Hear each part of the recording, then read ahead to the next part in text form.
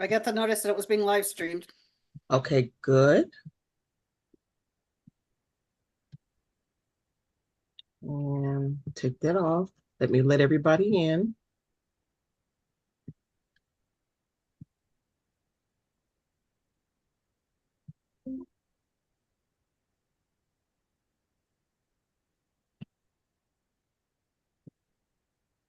Let's see if we got this to work properly.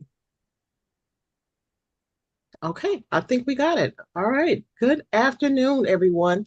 And thank you all for joining us for today's month of service presentation of inherited property, clearing title, deferred property taxes, and other probate concerns. My name is Nia Murray. I am the programs coordinator with Neighborhood Recovery Community Development Corporation, and we are one of the partners in the A Month of Service collaboration. Also included is the City of Houston's Department of Neighborhoods. We also have presenting today, we have Ms. Jamie DeWong with the Harris County Tax Collector and Assessor's Office. We have Ms. Lisa Nelson with the Texas Legal Services Center. We have Ms. Mabel Menifee with the Harris Central Appraisal District, but also included in the partnership, we have the Earl Carl Institute, the Houston Bar Association, Lone Star Legal Aid, and the Houston Volunteer Lawyers. And together we make up A Month of Service. And for those that are not aware, A Month of Service is the collaboration of all of our organizations. We come together each month to offer a variety of workshops, resources, information to the community relative to asset protection, asset building, the maintaining of generational wealth, and community empowerment. We know that there are a lot of underserved communities that are out there around the Houston and Harris County areas that do not have access to a lot of information, don't know where to go for available resources, need questions about protecting their assets, and helping with a lot of different issues, especially those related to legal matters, and they don't know where to go. So we thought it would be better for us to collaborate and create a larger impact and reach more people. And in fact, this virtual platform has allowed us the opportunity to not only to reach the people within the city of Houston, Harris County, but also surrounding counties, also around the entire state of Texas and beyond. So if you are joining us on YouTube or on Facebook, or on any of our social media channels, then know that you have the opportunity to also ask whatever questions that it is that you have. For any of us that are on here today, please feel free to type whatever questions that you may have into the comment section, and we will make sure that your question is read aloud at the end of the presentation so that your issue can be addressed. We also want you to keep in mind that because we are recording the session as well as broadcasting on our social media platform, we ask that you try to keep your questions to be as general as you possibly can so that your personal detailed information is not getting out there for everybody to have access to. So we want to try to protect your privacy as much as we possibly can. In addition to that, we do encourage you, however, to reach out to our legal service partners if you do find yourselves in need of any civil legal assistance or any assistance relative to any deferred property tax issues or tax payments, your appraisal and things of that nature. Please feel free to type your question into the chat again about that, or reach out to the presenters' offices directly for more personal one-on-one consultation in regards to your own individual issue. But with that being said, there's going to be a lot of information that's going to be covered here today. And we do hope that you all find the information to be beneficial. So without further ado, I'd like for us to go ahead and do a brief introduction of all of our presenters here today, as well as go ahead and get started with our presentation. So Ms. Jamie, we'll have you go first, Ms. Mabel, and then Ms. Lisa. After your introduction, then you can go right on into your presentation. So Ms. Jamie. All right. Thank you so much, everyone. Thank you for making the time to join us today. You know, our goal is to be a resource for you. I know when it comes to inheriting properties, you really can't escape the tax aspect of it. So, you know, we want to give you information that's helpful, useful. So hope you enjoy and take good notes. And if there are any questions, please reach out to us or any one of our partners. We'll be more than happy to help. Thank you. Okay, Ms. Mabel. All right, good afternoon, everyone. My name is Mabel Menifee. I'm with the Harris Central Appraisal District, and I'll be here this afternoon to assist Lisa by providing you with information to help connect the dots, if you will, in order to alleviate some of the confusion on the role of property taxes and exemptions and the role that they play in the process of clearing title. So I look forward to speaking with you later on. Okay, Ms. Lisa. Good afternoon, everybody, and thank you so much for joining us for our session this month. I'm Lisa Nelson, and I'm a staff attorney with Texas Legal Service Center, and I'm here to talk about how to handle inherited property, including an overview of the probate process. This is almost like the summary of the classes you had earlier in the month that talked to you about the importance of estate planning and how to make your own estate plannings, how to make your own estate plans, and I'm going to wrap it all up with explaining yet again why they are important and what happens when they're being used. So I will talk about inherited property, and then I asked Mabel and Jamie to join me because taxes are always a part of our property here in Texas. So thank you so much. All right, let's go ahead and get started. And again, please feel free to type whatever questions that you have into the chat, and they will be addressed either during or at the end of the presentation. So, and I'm just getting my slideshow. There we go. I think I need to swap my view. nope, you're good. Oh, okay, great. Okay, this is clearing title and other probate concerns. Thank you so much for joining us this afternoon. And I will be sticking around through the end of the presentation where we open it up for questions and answers. So again, we're going to talk about probate, how to clear title to inherited property, and then how to transfer property to your heirs so that they don't have any difficulties with maintaining this generational wealth. I work at Texas Legal Service Center. We were founded in 1981, and we're a statewide nonprofit that provides legal advice, advocacy, representation, and education to underserved people across the state. We have more than a dozen practice areas, so if you take a look at our website, tlsc.org, you can see all the different programs that we have. And our main mission is to make sure to provide education, empowerment, and representation and some opportunity and some role and some legal processes, while our biggest goal is to reshape the legal system that impacts all of us. So in the probate process, there's a lot of new vocabulary to use. You will not get a copy of my slideshow, but Ms. Nia will send a copy of the video, and that way you can refer back to these terms. The decedent is the person who passed away. If you pass away with a will, you're considered testate, or it's a testate estate. Intestate is a person who passed without leaving a will. Testator is the person who has a will in place at the time of death. Testator is also the name for the person who signs their will. And the will is a legal document which states how the testator's property is to be distributed at death. Estate is a fancy word for your stuff. It's both your real property, which is real estate, and your personal property owned by the decedent at the time of passing. Probate is a court process of winding up a person's affairs. If there was not a will left, that probate process is called administration. Personal representative is a generic term for the person who's responsible for wrapping up the decedent's affairs and distributing the assets to the beneficiaries. If the person died with a legally valid will, they're called an executor. If there was no will, they're called an administrator. Heirs and beneficiary are the people who inherit through a will or by law.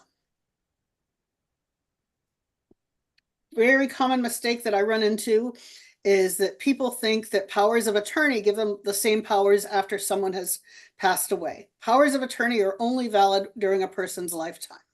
Once they have passed, that power of attorney is void.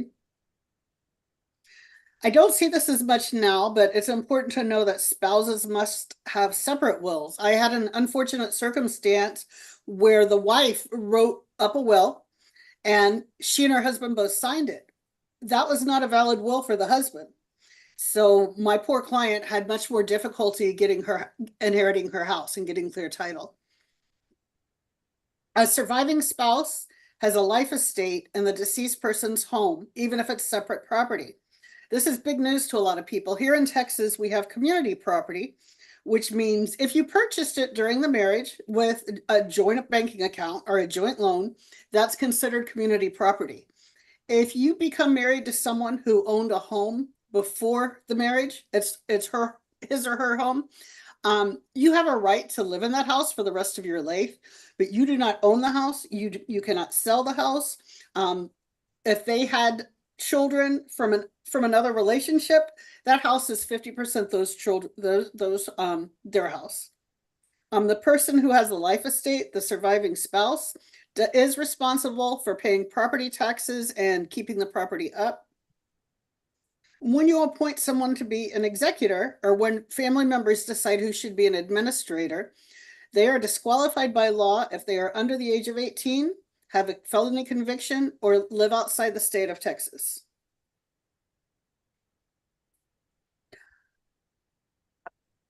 AMOS has a variety of options for estate planning and will clinics, and I highly recommend that you participate in those if you do not have a will. One thing, Texas law does allow people to prepare their own wills. You can either do what's called a holographic will, which is wholly in your handwriting. It cannot be dictated to somebody else. It cannot be typed and then signed. It has to be completely handwritten. Our website, TexasLawHelp.org, has forms that were approved by the Texas Supreme Court. You can use those forms. They are considered legally valid by the state of Texas. But it's really important to at least have an attorney review your will, or go to one of the AMOS estate clinics and have them prepare the will for you. Another thing that's critical is you need to keep your will in a safe place that your loved one knows about. If your executor cannot find your original will, Texas law presumes that the will was revoked. And a practice pointer that I give people here in Texas is you can store your will at the courthouse. That way you don't have to worry about losing a key to a safe deposit box, having it lost in a flood, anything like that. You go to the probate court and you ask them to say you want to store the will for safekeeping. And it's a $5 fee and they will keep it for you. You can absolutely withdraw it if you want to change your will. If you die without a legally valid will, the law determines who will inherit your property.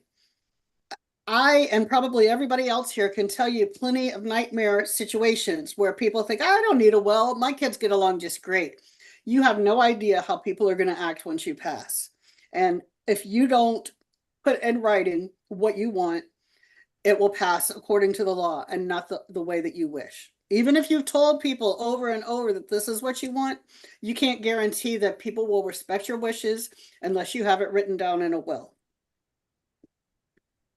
If you cannot find a will, someone in your family has passed and the family's decided you should be the administrator. If you cannot find a will, you file an application for administration. In Texas, you are required to have an attorney for any type of probate process. The reason, there's several reasons for it, but I think the most important reason is attorneys know the best way to proceed with your will, because there's several different options for probating, especially if there's not a legally valid will. If there's no will, the attorney will file for either dependent or independent administration. Independent administration is almost as good as having a will, but absolutely everybody has to agree. If somebody is going to be difficult, the court will not grant independent administration. Dependent administration is extremely expensive and takes an extremely long period of time. Independent administrations, you have to get the judge to approve everything you want to do. I mean, this goes down to keeping the grass cut, getting approval to pay the electric bill, getting approval to sell the house. You have to have court permission for everything. So it is an extremely lengthy and expensive process. In extremely limited cases, you can file a small estate affidavit. Probate assets are property in the state of Texas that pass under the will. That can be your real property and your personal property. So household items, furniture, your clothes, everything that you own. Texas also has something called non-probate assets, and those assets do not pass under a will. They pass in accordance with the terms of a contract. So examples would be life insurance plans, retirement plans, payable on death accounts. Every month I give this presentation, and every month I tell people, when you get home from this presentation or first thing tomorrow morning, you need to call all your financial accounts, all your insurance accounts, and make sure you have payable on death beneficiaries. If you have payable on death beneficiaries on your accounts, your loved ones will not have to go through probate to get access to the accounts. It will be much easier and much faster for them to resolve.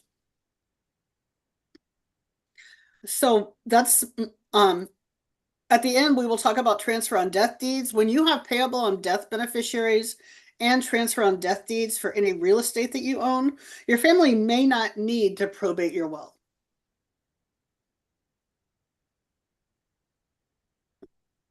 Small estate affidavits are often misunderstood. If you go to the courthouse and talk to a clerk and say, my loved one passed, I don't know what to do, I don't have a lawyer, they'll say, have a small estate affidavit. The problem is they only work in very limited circumstances. You can only use a small estate affidavit to transfer real property if it is inherited by a surviving spouse or child under the age of 18.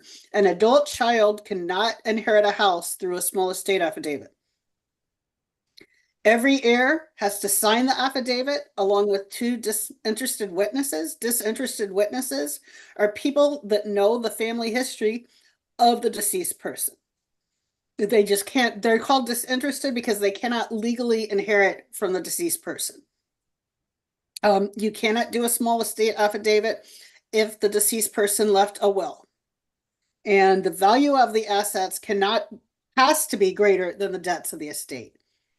What that means is, and the estate excludes the homestead.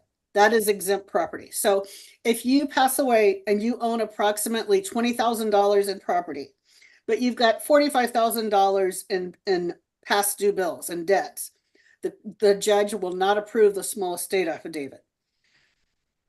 And the current law states that the estate has to be valued at less than $75,000. Again, this does not include your homestead. If you have a will, or if everybody gets along and you're able to have independent administration, probate is not as scary as a lot of people would have you think. You hire an attorney, and the attorney files either an application for probate or an application for administration. The law states that after 10 days, the attorney can schedule the hearing in front of the judge. That does not mean that you are automatically going to be finished with the process that quickly. I can tell you in Harris County, it is 6 months to a year, even for a very simple court process. The courts are just they're that overwhelmed right now. There is a brief hearing. It's usually less than 5 minutes where the attorney will question you to prove to the judge that this is a legally valid will. If it's administration, it'll be instead of 5 minutes, it'll be 10 minutes, where you and two witnesses will discuss the facts of the person who passed away, and the judge will appoint someone to be an administrator. At that point, the county clerk's office issues what are called letters testamentary if there was a will, or letters of administration if there was no will. The personal representative gathers all of the estate assets. You have to open a separate bank account for the estate. The estate is a separate legal entity. So you have to get a tax ID for the estate. Then you go and you open an account at a bank that's the estate of John Smith. The next step in the process is that the attorney has to notify creditors. Do not think that if you are an executor or administrator of an estate that you are responsible for the debts. You are not. All debts are paid from the deceased person's funds. And in Texas, there is a process. There is a very strict legal process where creditors have to file a claim with the court, and the attorney and the personal representative determine whether it's a valid claim. Finally, the attorney and the personal representative prepare and file an inventory. An inventory is a list of everything the estate owned as of the date of death.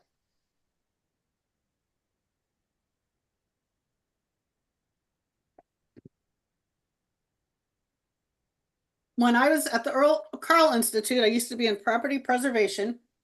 We had clients all the time who lived in a family home, and they thought, it's my home, it's a family home.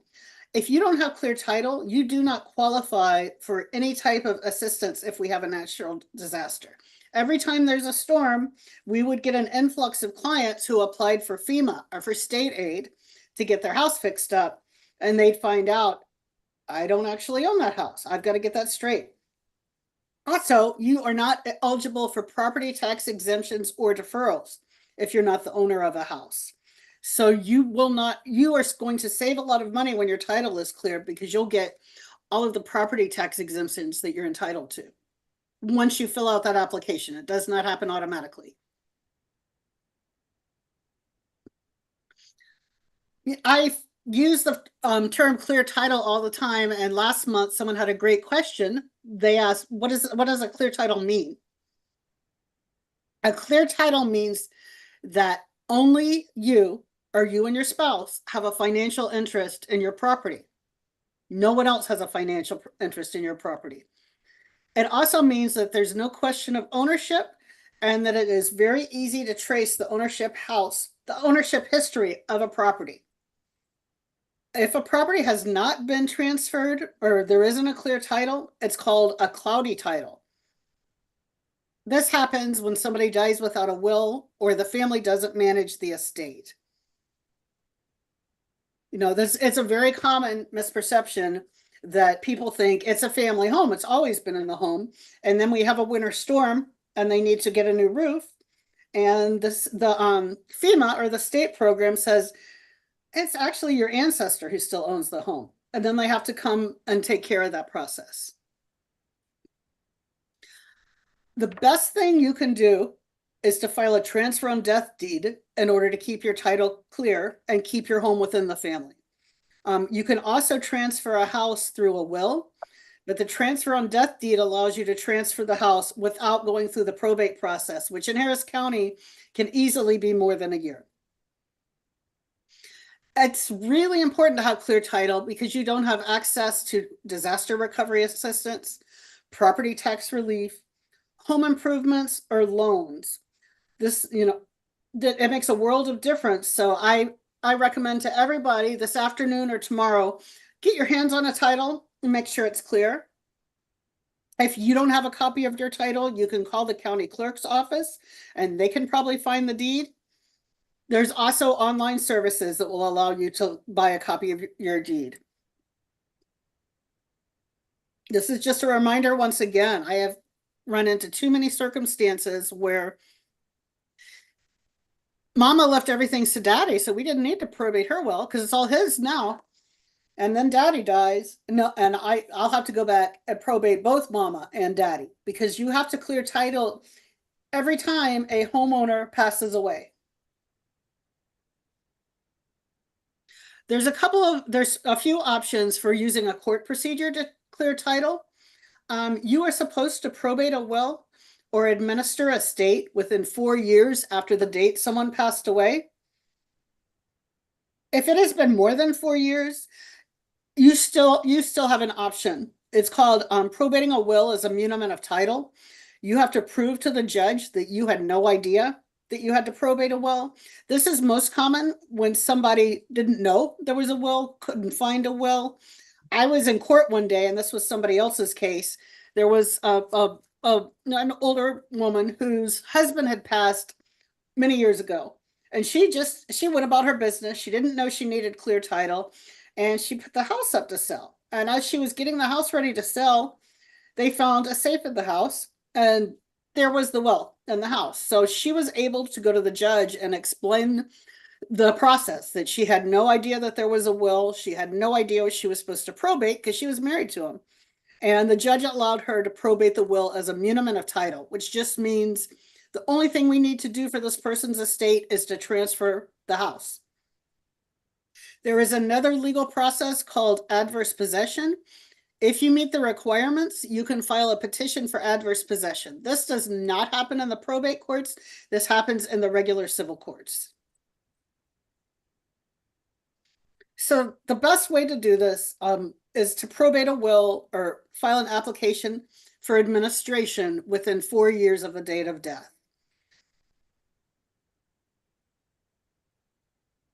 And here's the muniment of title process. The homeowner must have left a legally valid will. All heirs must agree to probate the will. They actually have to sign an affidavit stating that they agree. They understand it's been more than 4 years, but they agree with the terms of the will. It's a real simple process. After the judge admits the will to probate, you just file a certified copy of the signed order and the will. Once those are filed and the property records, that house has been transferred and the new owner has clear title. Now, I keep talking about how simple muniment of title is. That's not necessarily true. It's better to, this works. But I had a situation where a gentleman owned a home with his mother-in-law. His mother-in-law passed back in the 80s. It is now 2024. To my knowledge, he still doesn't have legal title. The reason is that's quite a long time ago, and we have to track down all the living heirs. So the mother had many children, and those children had a lot of children. So there's a very large family tree, and we are still in the process of getting approval from, I think it is 40 people that are legally entitled to that house. There's also adverse possession, and you've probably heard of this before. This is where it is absolutely clear that that is your property. You live at that property. You get your mail at that house. You've been paying the property taxes. If it's a vacant lot next to your house, you keep the grass cut. It's very clearly distinguished as somebody's property. You have to live there for a certain period of time. It varies between about 15 and 25 years. There's very specific laws about this, and an attorney would go through a detailed interview with you to determine how many years you would have needed to live there to file a case for adverse possession. You cannot obtain adverse possession if you have permission to reside in the property. So I have had situations where everybody's fine with one family member living in the house, but they're not going to sign their rights of the house over to her. So she is not able to get adverse possession. She lives there at the good grace of her family members.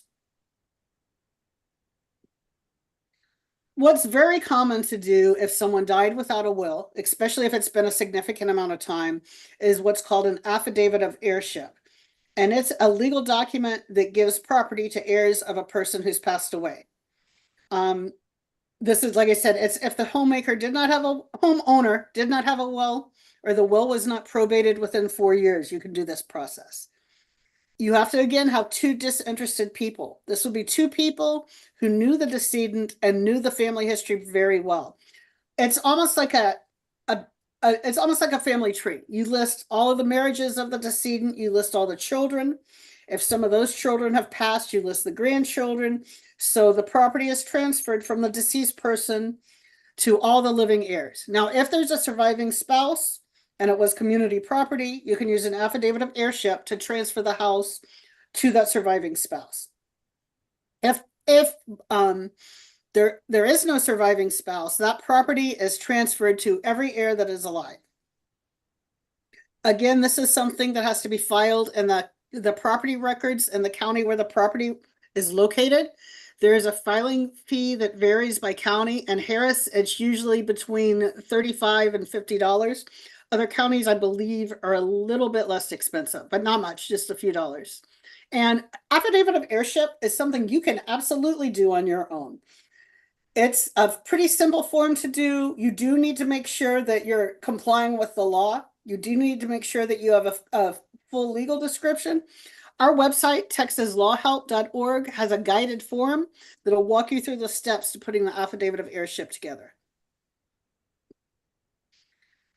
I have discovered, even with the attorneys in my office, that there's some confusion between a small estate affidavit and an affidavit of heirship.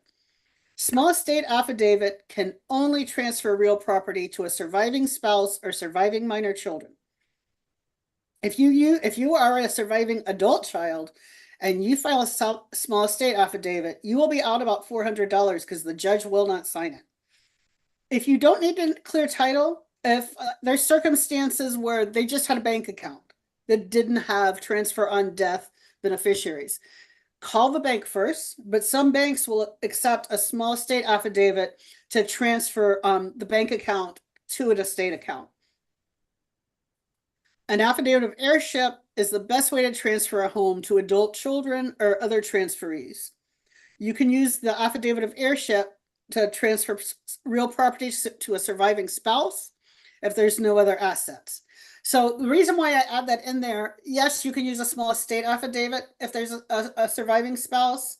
Small estate affidavit is close to $400. Affidavit of heirship is approximately $40. So it's up to you which process. Now, I will add that some title companies will not allow you to sell a home until the affidavit of heirship has been filed in the court and the county records for 5 years. Small estate affidavit, you could sell the house the day after the judge signs the affidavit. Every time I help people clear property, I always say, please let me help you so your children do not go through this. Transfer on death deed is absolutely fantastic. It's a simple, inexpensive way for a homeowner to transfer their home or any other real estate to somebody else. You still 100% own your property while you are alive. The transfer on death deed does not affect your rights. You can sell the house. You can use it as collateral. You can get your property tax exemptions. It is 100% yours until you pass away. So that means if you are the beneficiary of the transfer on death deed, you have absolutely no rights until after the owner passes away. The owner can also cancel that deed entirely, or they can change a beneficiary. It is critical. If you have a transfer on death deed, you do not want to put it in your files with your will. You want to file it in the county where the real property is located. If you do not file it before you pass away, that deed is invalid. And I want to remind everybody, if you go through the probate process, if you're in Harris County, you're looking at a minimum of 6 months. And I honestly don't know that you could even do it in 6 months at this time. Plus, the court fees, the attorney's fees, you're looking at thousands of dollars to go through probating a will. If you have a transfer on death deed, it's $40 to file it. All your heirs have to do, all the beneficiary has to do is prepare an affidavit of death, take that affidavit with their ID and the death certificate to the county clerk's office, and then the title is clear. So we're looking at $40 as opposed to maybe $3,000. The other great thing about the transfer on death deed is that Medicaid estate recovery cannot recover your home. Medicaid estate recovery is a program where if you use Medicaid, this is not Medicare. Medicare has nothing to do with it. This is Medicaid. Medicaid is a means-based program, and a lot of people use it to pay for their nursing home. If your family goes through the probate process, Medicaid can absolutely file a claim on the house, file a lien on the house, and force the heirs to sell the house in order to pay Medicaid for the funds they expended on that person. If you transfer a house through a transfer on death deed, Medicaid is not legally allowed to recover from the estate. So this is the best way to protect your property. We have a transfer on death toolkit at texaslawhelp.org. Like the affidavit of heirship, it's a guided form. It walks you through all the steps of preparing it.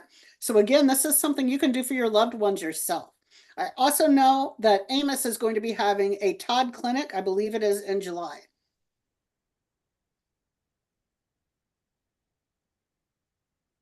our AMOS team has an enormous amount of resources for the city of Houston. There's Texas Law Help. At my website, we cover almost every civil situation that you could encounter. It's a great way to educate yourself. Attorneys are also available to advise you if you qualify between 10 and 2 Monday through Thursday. Earl Carl Property Preservation is a legal service that helps people. The mission is basically obtaining and maintaining generational wealth. So they will do what it takes to keep a roof over your head. Lone Star Legal Aid and Houston Volunteer Lawyers can help qualified people with almost every civil matter there is. Legal Line is a wonderful resource through the Houston Bar Association. You call in and for free get to consult with an attorney. And Houston Lawyer Referral Service will refer you to attorneys that practice in the area you want. They have attorneys that have promised that they won't charge a small fortune to do your estate planning. So you can ask them for, I say, I'm on a fixed income. Do you have attorneys that will work with me on lower fee rates? You also, and this is a really valuable tip, can get a 30-minute consultation with an attorney for $20. Sometimes that's all you need. The attorney can answer your question and tell you the next steps to go. Thank you so very much. I'm going to hand it over to Mabel at Harris Central Appraisal District, and I will be available after everybody's presentation to answer questions. All right, thank you, Lisa. Good afternoon, everyone. As Lisa mentioned, my name is Mabel Menifee. I'm with the Harris Central Appraisal District. And so what we're going to be doing today is discussing from the standpoint of how what Lisa has been talking about, how taxes and exemptions may affect the wills, probate, and inheritance process and such. And I also want to mention that I am joined here today with one of my colleagues, Ms. Veronica Garcia, who is a senior exemption specialist in our Information and Services Division. I don't know if most of you know it, but the tax code is probably the Texas tax code by which we are required to abide is probably in the neighborhood of about 620 something pages, and about 2/3 of that, those laws are specifically revolve around exemptions. So it really takes an expert, someone who works in that every day, to sort of, drill down on the answers to any questions you might have.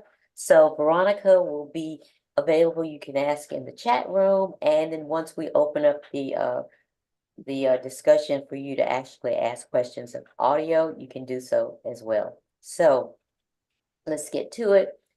The property tax system in Texas, as I'm sure you all know, just in order to give this discussion some context, is property taxes do support the local critical services that we all come to rely on living in this community, like schools, police, fire protection, fixing the roads, community colleges, that sort of thing. All of the property tax laws that we abide by here in Texas are originate with the Texas state legislature as part of the Texas Constitution, or the Texas property tax laws and code.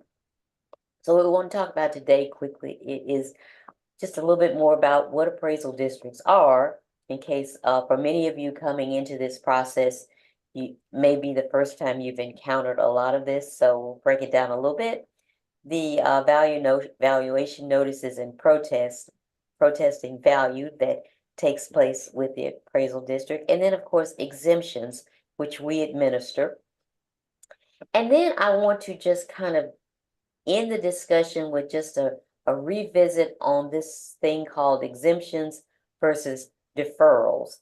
And my colleague from the tax office is going to take an even further deep dive into that, but I just want to make sure that we kind of continue that thread, because that's an often misunderstood part of property taxes.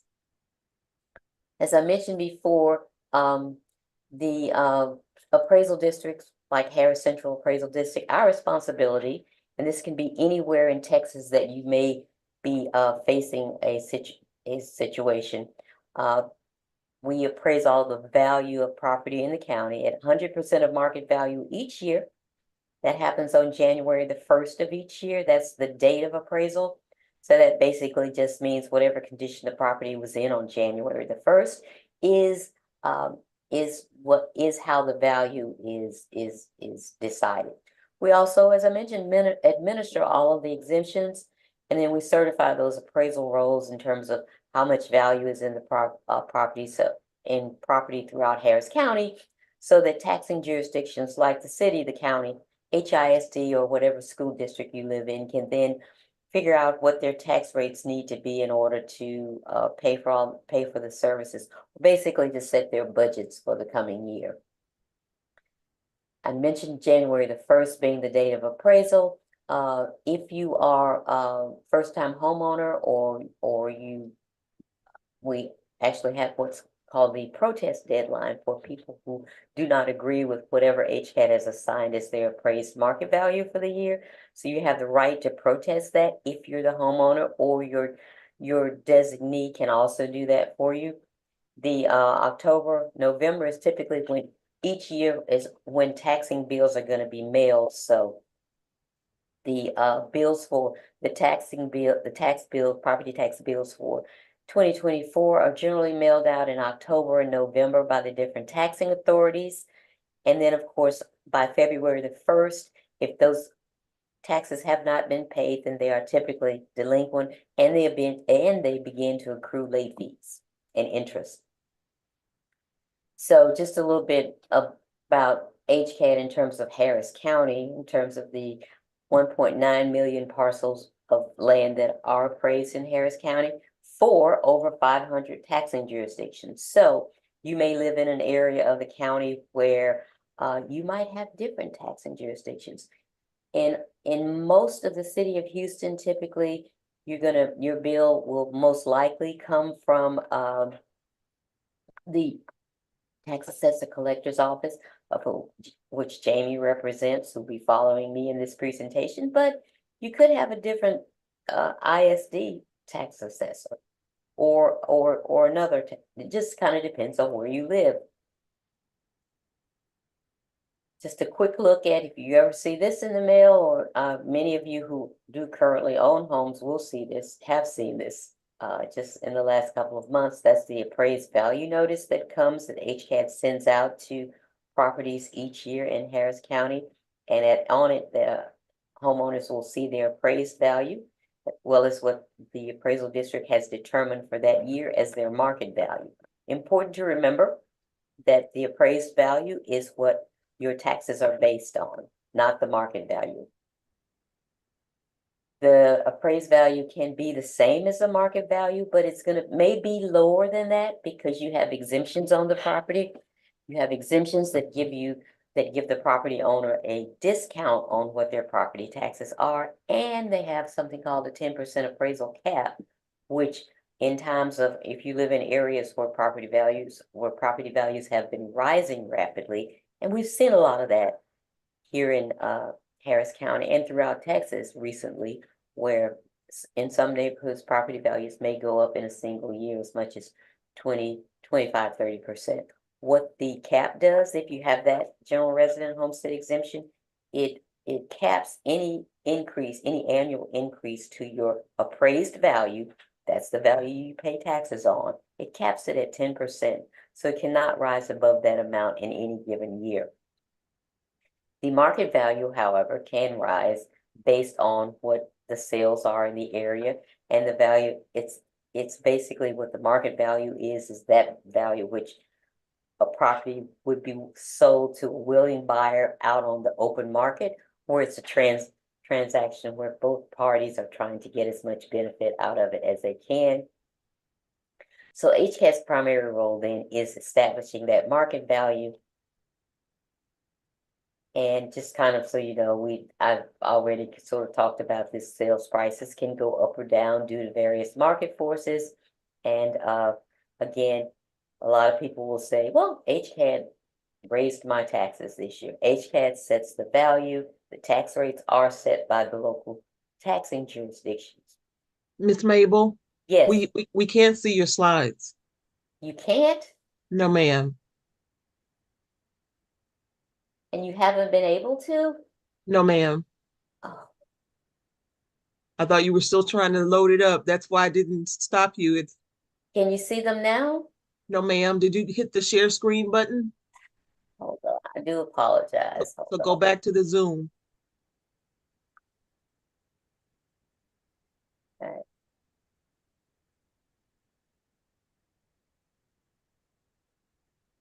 Go back to Zoom on, hold on.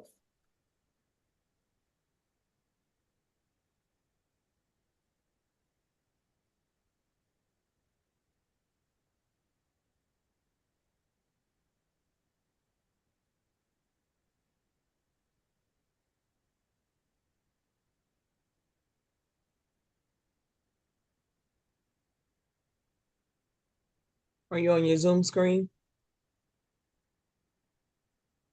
I am now, okay, See the green share? I'm sharing it. Let's see.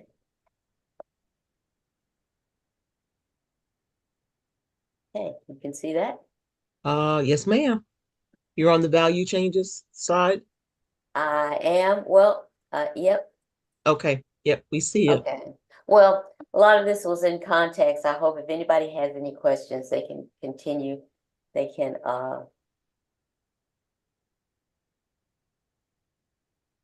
Let's just go from there. Okay. Don't worry about putting it in. all right, so the, again, just so you know, when people are looking at that, at that bill, at the, value notice rather, when you look at that, always remember that the appraised value is the value that, upon which taxes are due, not the market value. So let's talk about exemptions, because that's where we're headed in terms of how how the, in terms of clearing title, how the exemptions and, can play a critical role in that as far as being able to clear that title and make sure that no taxes are owed on the property. So what are they? Why do people get them? So they're administered by HCAD. That is the other major piece of what we do. And what they are, they exempt a portion of the property's value from taxation. It's only for an individual's primary residence that this typically takes place, although there have been a few changes to the law, but for purposes of this discussion, it's for someone's primary residence. And it's part of what's used in calculating the tax bill. These are granted to individuals living in the home based on that individual's eligibility. It has nothing necessarily to do with the property. It has to do with that individual, the current owner of the property. It's their primary residence, or maybe they've turned over 65 and they've assumed some additional exemptions because of their age. Let's take a look at those. So the general resident homestead exemption, anyone living in their primary place that they own and occupy, they should have this. This is the most common one. The second most common exemption you'll find someone having is the over 65, which is sort of an extension of the general resident homestead exemption.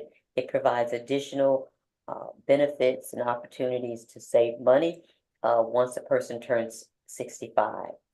If there's a married couple living in the house and the house now has the over 65 exemption because one of the spouses has turned 65, should that spouse pass away, the surviving spouse can continue those exemptions uninterrupted as long as they were 55 years of age on the date of their spouse's passing away. It is important that when a life-changing event happens like that, it's very important that they check with HCAD just to make sure that those benefits will continue. There is something called the disability benefit, exemption, which is pretty much provides the same benefits as the over 65. We'll talk about that in a minute. And then there are certain benefits that disabled veterans can receive, as well as some other service-related exemptions out there that are available. The homestead exemption, as I mentioned, is something that if you are inheriting or moving into a property that was previously owned by someone else, please know that any exemptions that were on that property no longer apply to you. You would have to file for your own exemptions. And the requirement basically is once you're going through probate and the property is transferred to you, and you own and occupy that as your primary residence, you can apply for the general resident homestead exemption with proof of ownership, as well as we will need a copy of the driver's license that you have, your state issued driver's license, Texas, with the address that must match that of the property. Again, you get that appraisal increase cap. You're also going to get $100,000 school tax exemption by state law now. And then there are other exemptions that may be offered by the various jurisdictions where you live. Just to kind of give you an example of that, if your home is worth, say, $300,000, and your school taxes, if you have the general resident homestead exemption, your school taxes are going to be calculated not on that $300,000 worth of value, but on $200,000, because that the first $100,000 is going to will be wiped away because you have that exemption. So it's like a discount on what a person's property taxes will be. However, it's very important to remember that you have to apply, and the eligibility, you have to be eligible for those, not that that's placed on the property, but it is required by the state law that the individual apply for those once there is a change in ownership. Over 65 and disability exemptions are basically the same. Someone may have had those where they would qualify for the over 65, the year they turn that, they reach 65 years of age. The disability exemption is one that you do not have to be 65 to receive. You merely need to be disabled and qualify under the Social Security or Federal Old Age Survivors and Disability Insurance Act. Some people don't receive Social Security, which that falls under, so they can also apply for it through a physician statement that HCAD can provide for you. Now, the additional benefits of that, including the ones that I talked about with the general resident homestead, include a school tax ceiling, a school tax freeze, it may be called, where the amount of school taxes that you pay will never exceed what they were the year that person turned over 65. So again, that's a personal, that is a qualification of the owner. The exemptions, you of course receive all of the ones granted to the general resident homestead, and you are eligible to apply and receive a tax deferral, which allows you to postpone your taxes indefinitely, as long as you own and occupy the home, or you can pay those taxes in installments without penalties and interest that you would normally accrue when they are late. There are some other exemptions, again, depending on where the house is located, where you live, that various jurisdictions may offer.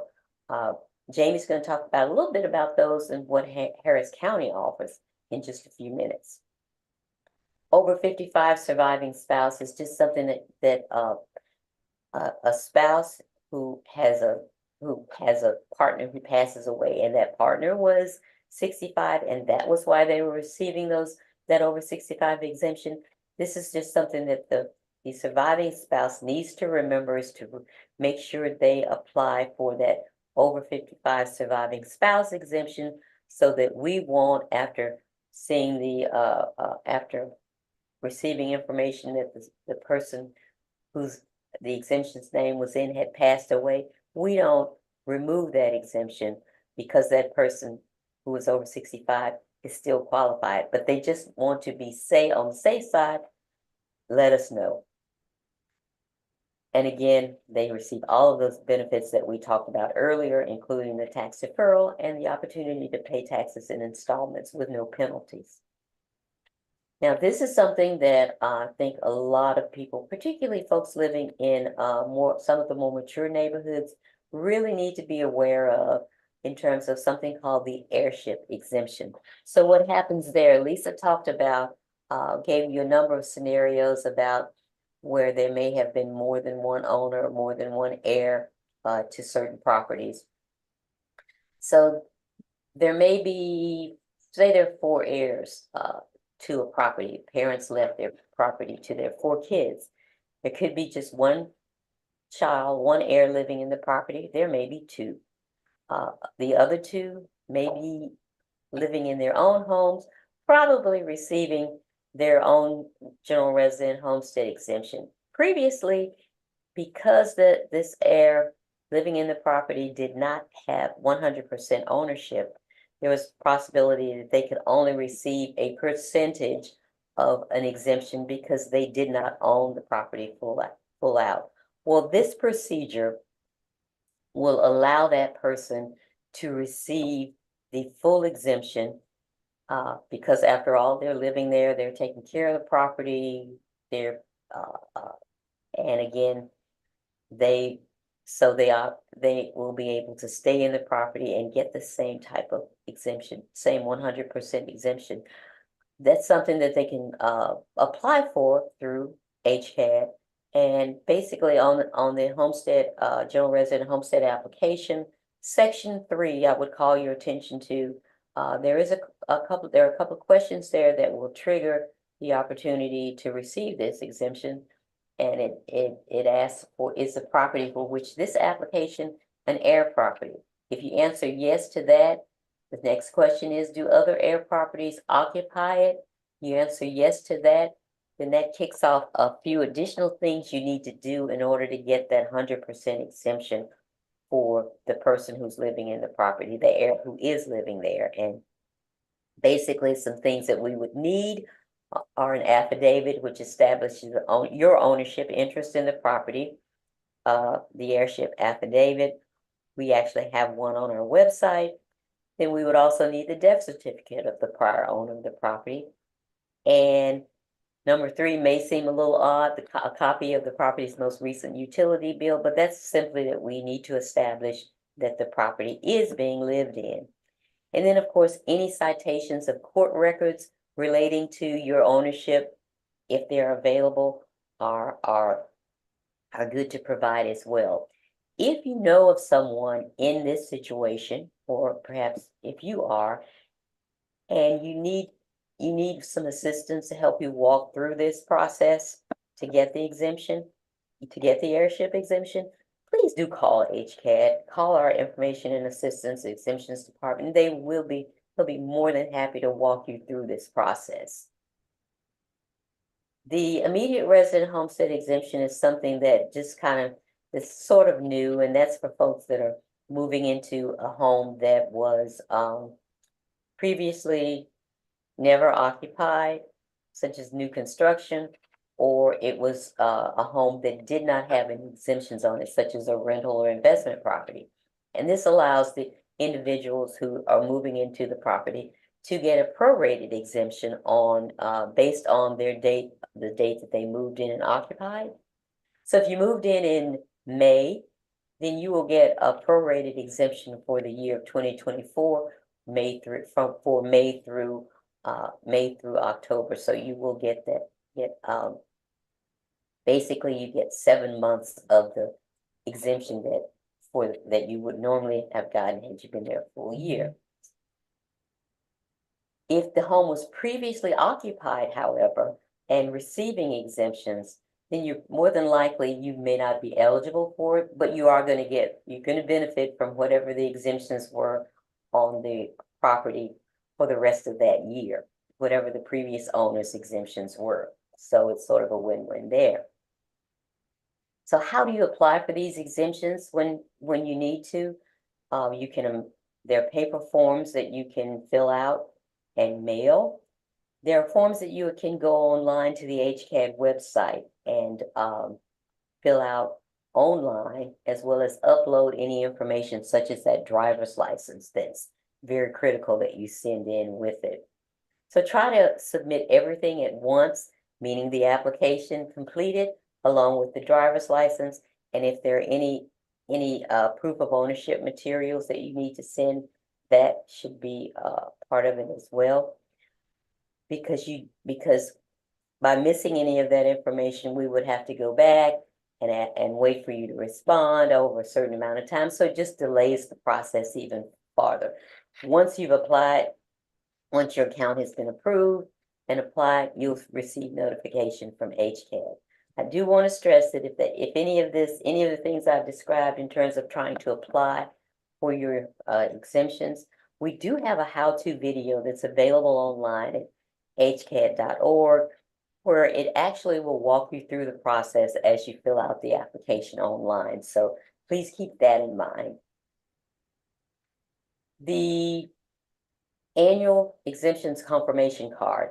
This is something that goes out each year to everyone who has exemptions on record at HCAD.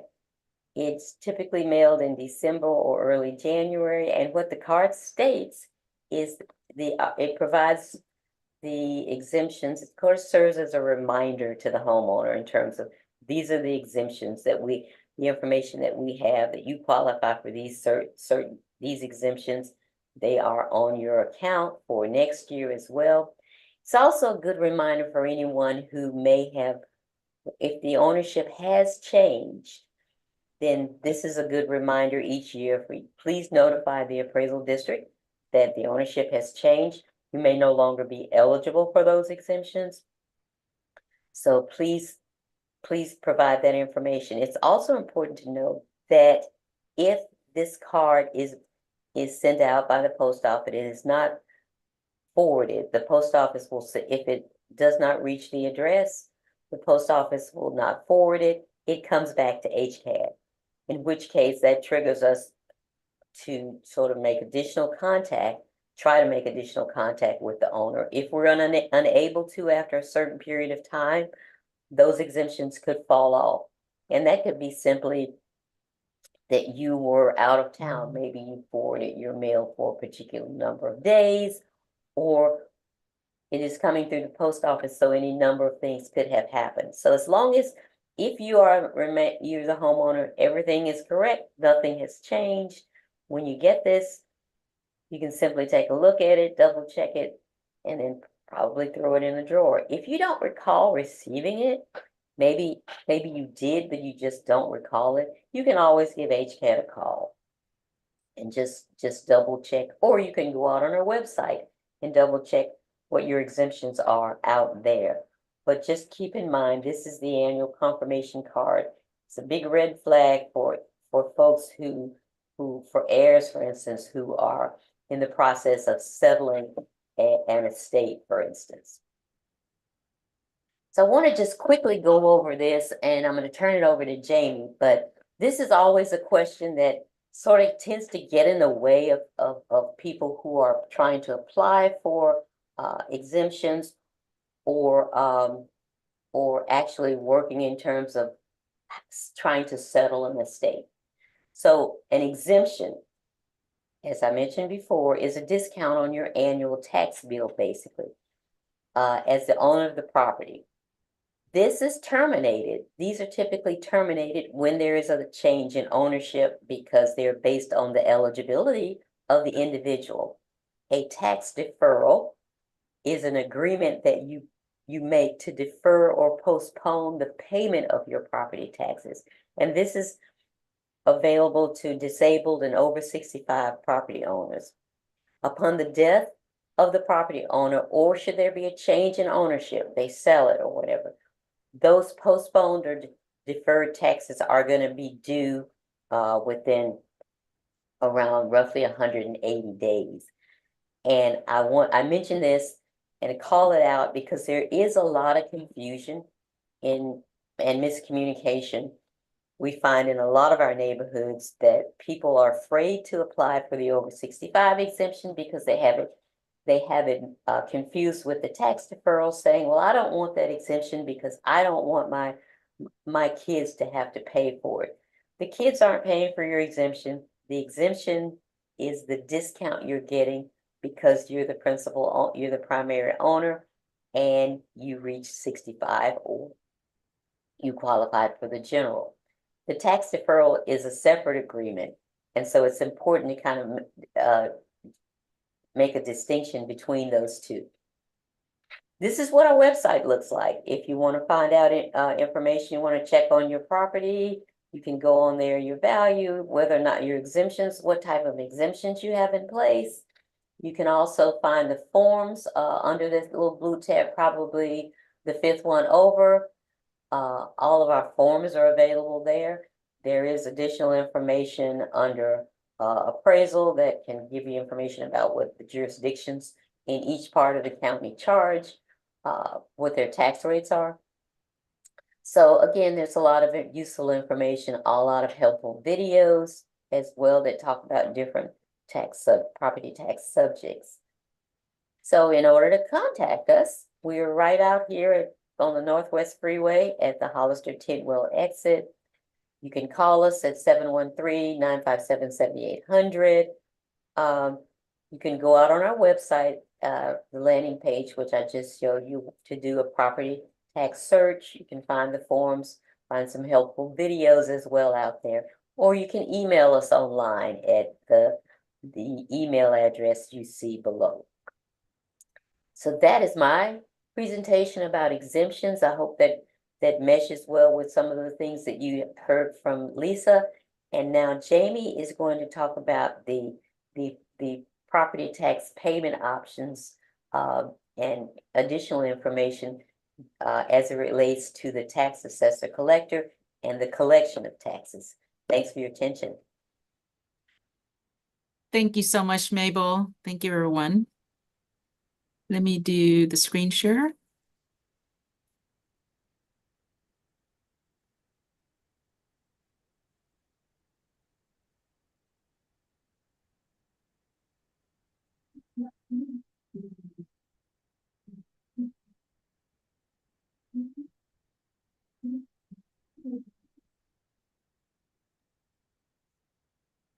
We see it, it's just not in slideshow mode. Oh, that's weird. Let me see.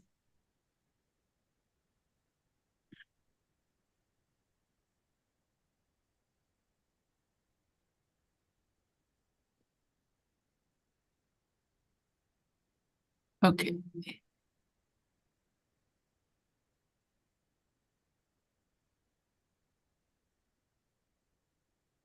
Same thing.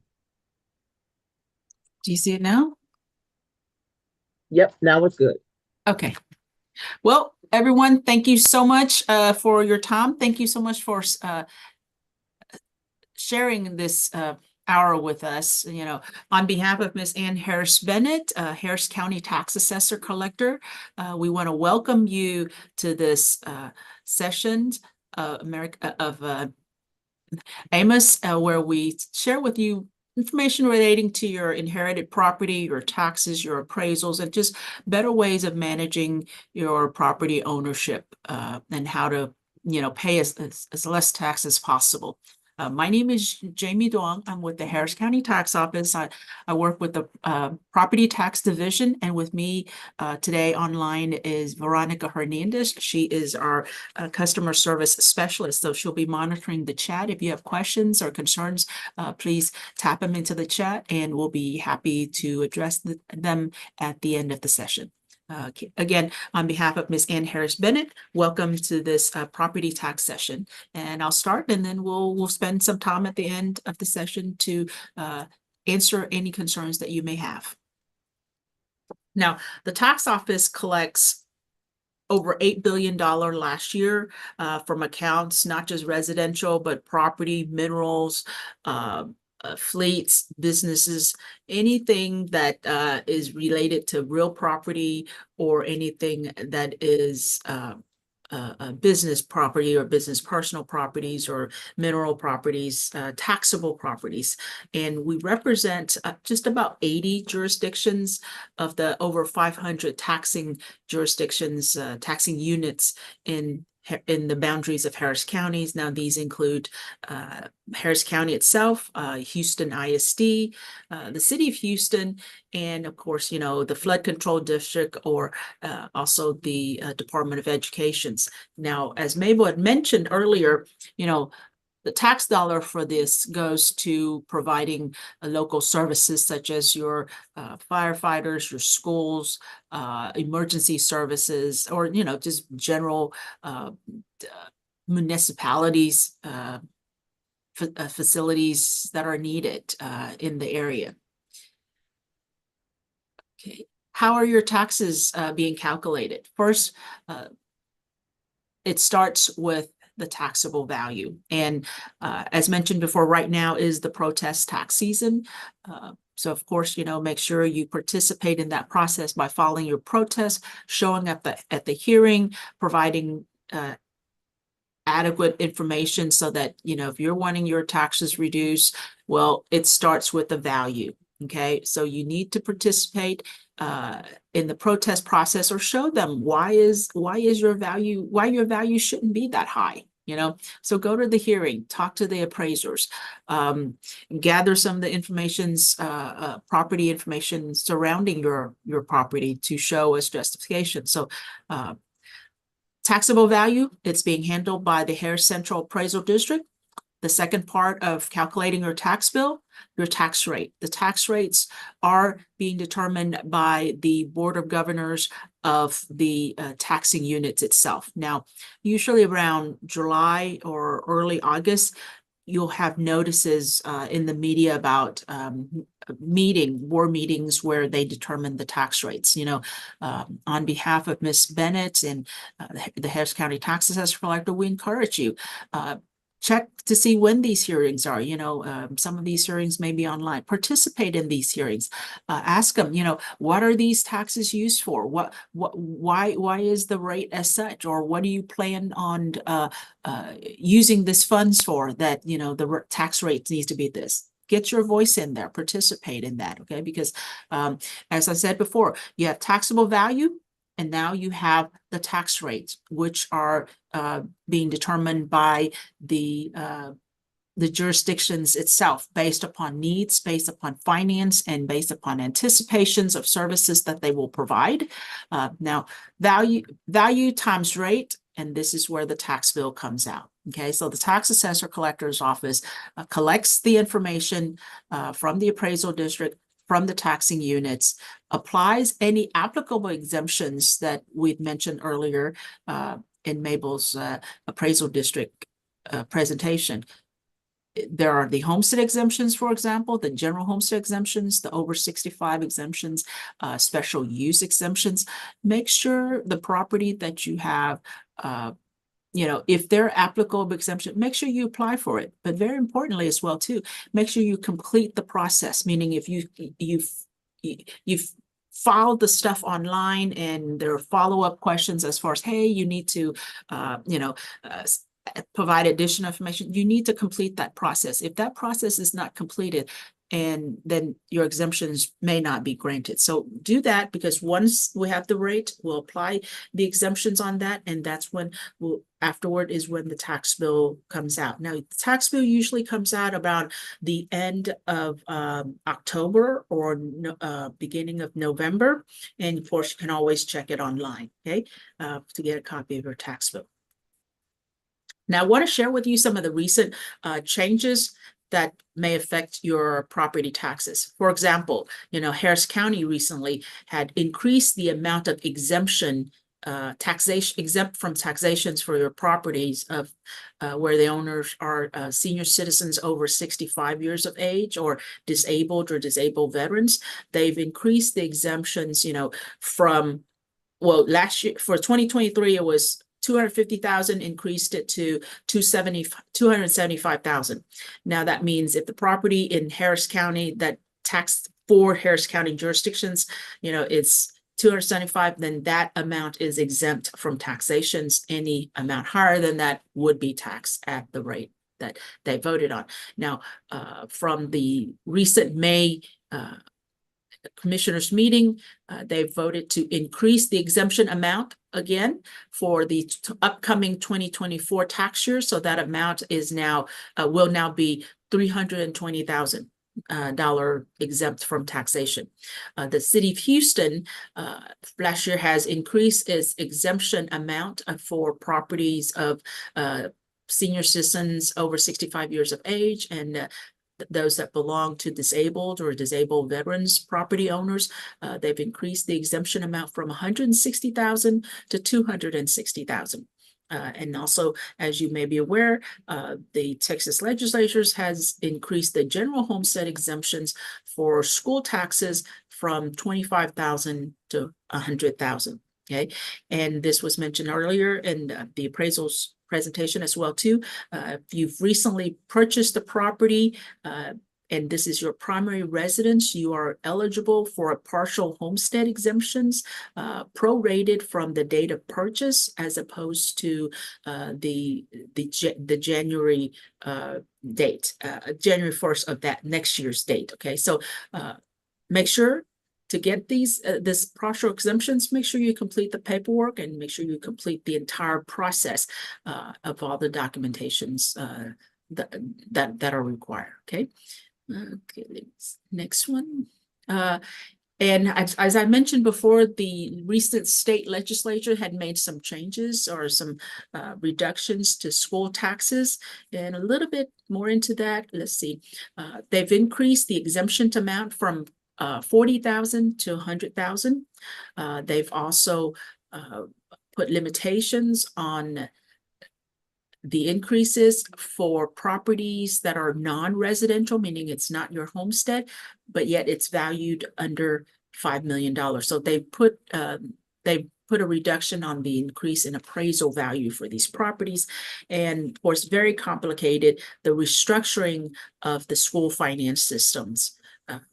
You know, there's over 120 plus pages of laws regarding school tax financing. So that was the result of the 88th Texas legislatures. And right now we're in June. So if nothing else in this at all, you are going to, by the end of June, you know, if there are unpaid taxes, you know, please be sure to submit in your payment before the end of June, because when after July comes, that's when your taxes will have additional collection fees, and they may be very steep. Now, if you'll be sending your payment in by mail, please make sure to detach the bottom part of that coupon. You know, of course, also you can go online and make your payment online, or you can also print out your tax bill online. And if you're sending in your payment, your check or your cashier's check, make sure you detach the bottom of the tax bill, you know, to attach along with your payment. This helps us correctly post your payment to make sure that there's no questions as far as how much and where this money should go to. Earlier in the presentation for the appraisal district, we'd mentioned extensively about exemptions. Well, what are the benefits of exemptions? Well, you know, for me, I think a picture speaks 1,000 words. You know, this is an estimation of a property value, an average property value in Harris County. That's around about $325,000. Now, for an average tax statement without any exemptions, you're looking at a bill that's a little bit over $7,000. Then, of course, if you add a general homestead exemption on there, you're reducing that bill about $1,800. Okay, so it's about a third of that is dropped because of the general homestead exemptions, which the only qualification is that we use this home as your primary residence, and you don't have any other primary residences in the state of Texas. And of course, you know, you need to file that with the appraisal district. And of course, if there are property owners that are over 65, disabled or disabled veterans, and you complete the process of filing your homestead over 65 exemptions, your tax bill, your original tax bill would be further reduced to something of about $4,800. So quite substantial amount of money there that's left on the table. Again, I want to very much clearly emphasize that the homestead, you need to apply for it at the onstart. Okay, you need to apply for it and complete the paperwork process. Now, some other benefits for property owners that are over 65, disabled or disabled veterans, you get, once you file for the over 65 exemption and you qualify for that, well, guess what? The property goes under what is known as, it qualifies for what is known as a tax-free, or a tax ceiling, where the school portion, the ISD, the school portion of the taxes is frozen as long as the property, that original property owner stays at that property.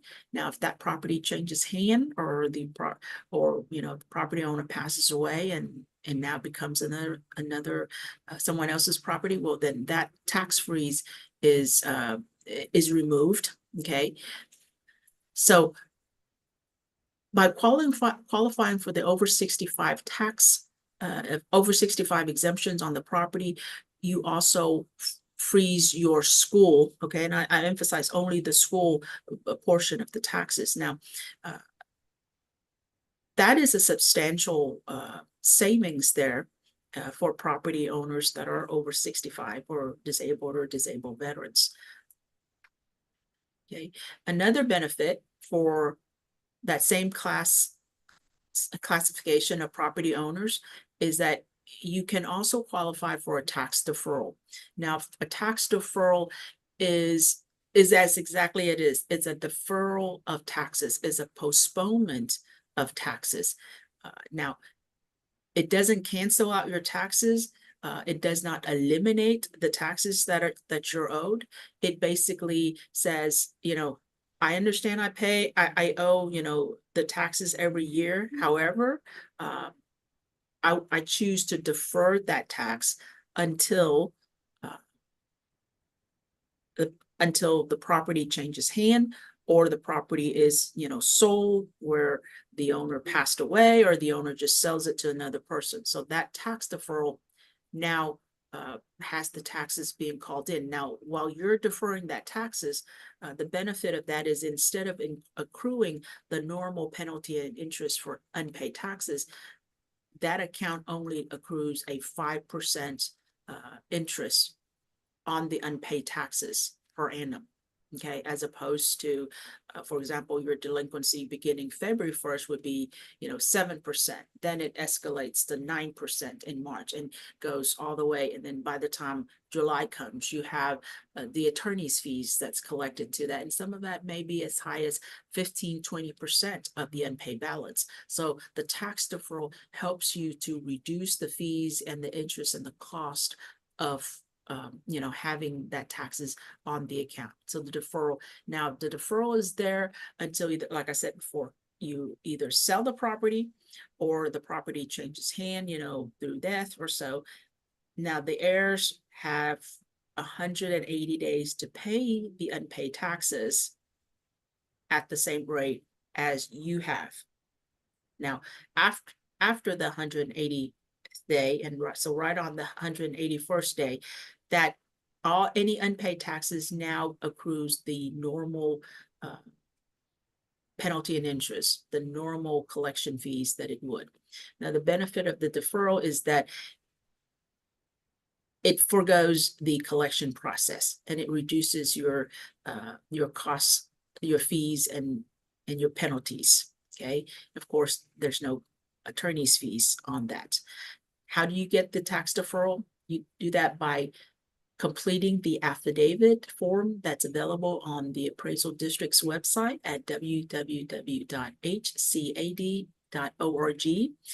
And as I've stated before, this tax deferral is a benefit for property owners who are over 65, disabled veterans, homeowners. Okay, and one word of caution is that if you still have a balance on this property, contact your mortgage company first before you file the tax deferral, because the mortgage company it depends on the kind of mortgage loan process that you have with the mortgage company, because it may affect the status of your loan. So reach out to your if you still have a mortgage on the property, reach out to your mortgage company first. Tell them you intend to file the tax deferral. Make sure everything's good before you go through with the documentation process with the appraisal district. Now, if you still have, this is where we are now in June, if you still have unpaid taxes on your account, what do you need to do? Well, no worry. First of all, reach out to us, contact us, and set up a payment plan. Okay, we have several payment plans available for you. It can be as short as 12 months, and it can be as lengthy as a 36-month payment plan. Okay, and you can start early. You can start as early as February the 1st on any unpaid delinquent taxes. Okay, now what happens when you're on a payment plan? Well, if you have a payment plan, and as I stated before, at the end of June, any unpaid taxes will be turned over to the attorney, the collection attorneys for collections. And when that process is completed, you will have additional fees that are associated with your account. Okay, by having a payment plan on the account, you help to reduce or even eliminate that fees. Okay, now when you go onto a payment plan, it can always be paid off early. If you call us in June and you're like, well, I just filed my income taxes, but I'm not sure when it comes in. Well, you start the payment plan in June, which, we always encourage you to do it earlier because that saves on the interest fees on that. But, being June, that's fine. Start the payment plan because it helps you to avoid the attorney's fees if that unpaid taxes is rolled over in July. Okay, so and then come July or come August, your tax refund comes in and you want to pay all of us. That's fine. It can be paid off early. There is no early payment penalty. And most importantly, the payment plan, having a payment plan and sticking to that plan helps you avoid foreclosure actions. Okay, so that's very important. Now, if you are a senior citizen that's over 65 years of age, disabled homeowners, you qualify, and you have unpaid taxes, you qualify for a quarterly payment plan. Very simple. It takes the taxes that's available on your account. It divides it up into four payments, and then as long as you make the payment by the end of January, the end of March, the end of May, or the end of June, as long as you stick to that payment schedule, there are no penalties on the account. There are no interest assessed on that. Okay. The important part to this quarterly payment plan is that your account must be coded or approved with the over 65 exemption. Okay, or the disabled exemption or the disabled veterans exemption. It must already have that exemption on there. So again, as I've stated before, it's very crucial that you complete the process with the appraisal district to qualify for the exemptions if you intend to file for that exemption. Okay. Now, for the rest of the folks who are not senior citizens or who are just regular business owner, or someone who has multiple properties, what do you do that you still have unpaid taxes? Well, you can still ask for a payment plan. Again, we have the homestead plan and we have, the generic payment plan where, again, you can pay. You can set up a payment plan from 12 months to as far as 36 months. Okay. And as emphasized before, having a payment plan on the account helps you avoid attorney's fees. Okay, so it's very important. That's one way to help save on your taxes, avoid attorney's fees. Okay, so now you have some taxes. How do you pay? Whether it be the end of the year or it's just, now we're talking about payments. If you need to make a payment to the tax office, how? The easiest way to make the payment to the tax office is go online at www.hctax.net. Put in your property information and you can key in the payments, okay? Online, we accept credit cards, which charge a 2.45% convenience fee. Now, this fee is being assessed by your financial institution, not by the tax office. We do not benefit from the fees, the convenience fees at all. Okay, so the fees from your credit card companies or your financial institutions. Okay? And also online, we accept e-check. It's free. So you can process the payment from there. And of course, you know, if you're going to be sending in a payment, you can send that by mail, by check, or by cashier's check or money order. Please do not send cash via mail. Okay. And if you're sending your payment by mail, please give it 1, 2, 3 days before, mail it before the deadline. Okay, so it's very important. If you wait for the deadline and you're dropping that envelope with your check and coupon in the blue box, well, that payment may not be picked up that very same day.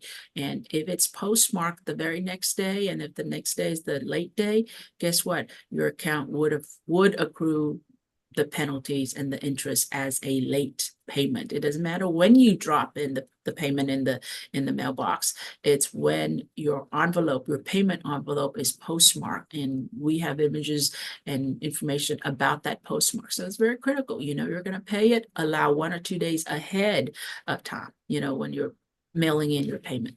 Now, you can also pay by phone. Call us 713-274-2273, and the payment is processed again via credit card with a 2.45% convenience fee. And or if you want to have a free payment, a fee-free payment via the phone, of course, you can pay by e-check. There are no additional fees for paying by e-check through the phone. And if you're paying by cash, you can go to any one of our 16 branch locations to submit the cash payment. Again, I emphasize, please do not submit or do not mail your cash payment. Okay, do not mail in the cash payment. If you're going to pay by cash, go get a money order, write your name on it, write the property information on it, and send it to us. Don't send cash. Okay, something recent and that we want to introduce you to. It's electronic tax statements. You can sign up online at www.hctax.net to request your tax bill, your annual tax bill, be sent to you via email. Okay, so we can, you know, instead of, as I say before, you know, your tax statement comes in around the end of October, or, you know, early November or December, whenever the tax statements are ready, prepared, and ready to mail. So instead of mailing them out or receiving them in the mail or digging through a whole bunch of your other mail, this signing up for electronic tax statements, you get that bill to your inbox. Okay, so again, you need to complete the registration process, and it will start with your 2024 tax statements. Okay, and this is a note for some of the property owners that may be adversely affected by the recent windstorm or damages that occurred from the May 20th disaster that occurred in our area. You know, you had the tornado touch down in 2, 3, several places and wreak havoc throughout the community. Well, we want to share with you this information, and I know that the appraisal district and several of the local community organizations have reached out and shared this information with property owners. You can apply for temporary tax exemptions due to damages that were caused by the recent storm. Okay, one requirement according to the tax code is that your property must sustain at least 15% damages. Okay, now how do we know if it's 15% or not? Well, you would have to submit that application into the appraisal district. Now, the appraisal district would be the entity that reviews and determines the value or the amount of damages.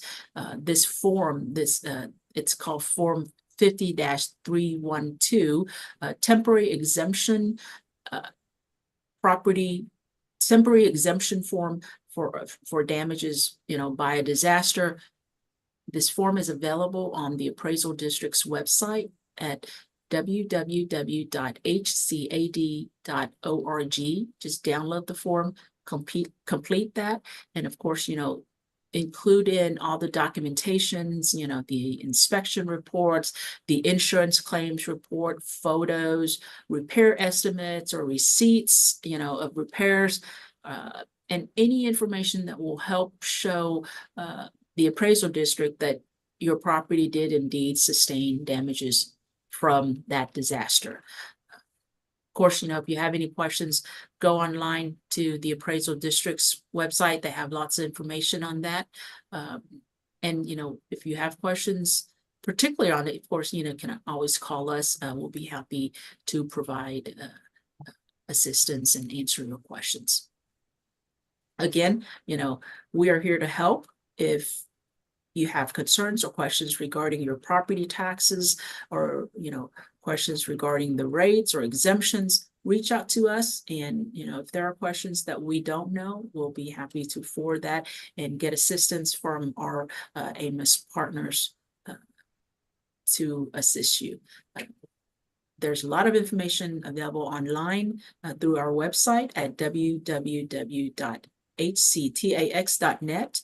You can also email to the tax office at tax.office@hctx.net, or you can just call us 713-274-8000.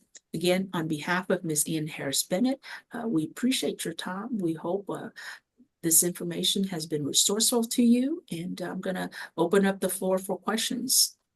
Thank you so much. Okay. There are quite a few questions here, so I don't know if you guys are ready, but I have questions that were emailed to me. There were questions that were sent when people registered, and we also have questions that are in the chat. And I'm trying to monitor Facebook and YouTube at the same time. So I apologize in advance if I skip over anybody's questions, but I'm trying to get all of them in at the same time. So question number one, we have three heirs for a particular, or three parties for an heirship property. The question is, if an entity sues for taxes for the property passed through heirship, can an application still be submitted for a deferment?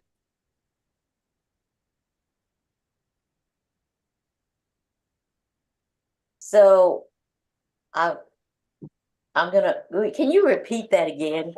There are three parties that are inheriting property. If an entity is being sued for the property, or being sued for taxes for the property that are passed through because of heirship, can an application still be submitted? Like if a new person is now 65 and over that qualifies for a deferral, the person that passed had a deferral, can a new application for another deferment be applied? I'm gonna let Veronica answer that, but I think she's still with us, but I think since they are not a principal owner, they don't own the property, they would not be eligible for the deferral. I would think that would be a Jamie question, a property tax question. Yeah. Well, it depends. I'll tell you how it depends. My lawyer Lisa is going to tell me it depends. That is the best answer for any question. The same as maybe. It depends, because first of all, one of the parties that is joined in that heirship make sure that they qualify, for that deferment. If they don't qualify for that deferment, then it's moot, right? But yes, if they do, you can possibly have two deferral on a property. Let's say the deceased passed away in 2020 and the deceased was 85. So they have a lot of, a lot of years that's been deferred. And now in 2020, let's say in 2023, 3 years later, the heirs are still fighting over it. And one of the heir now files and qualifies for the homestead, the heirship homestead exemption. Okay. They don't own it, but they qualify for the heirship, the heirship exemption. And now, because they qualify for the homestead heirship exemption, they're qualifying for the deferral on that. Guess what? You've got 3 years of regular taxes and then 3 years of deferral, and then you've got a year of deferral in between. That's a lot of mess.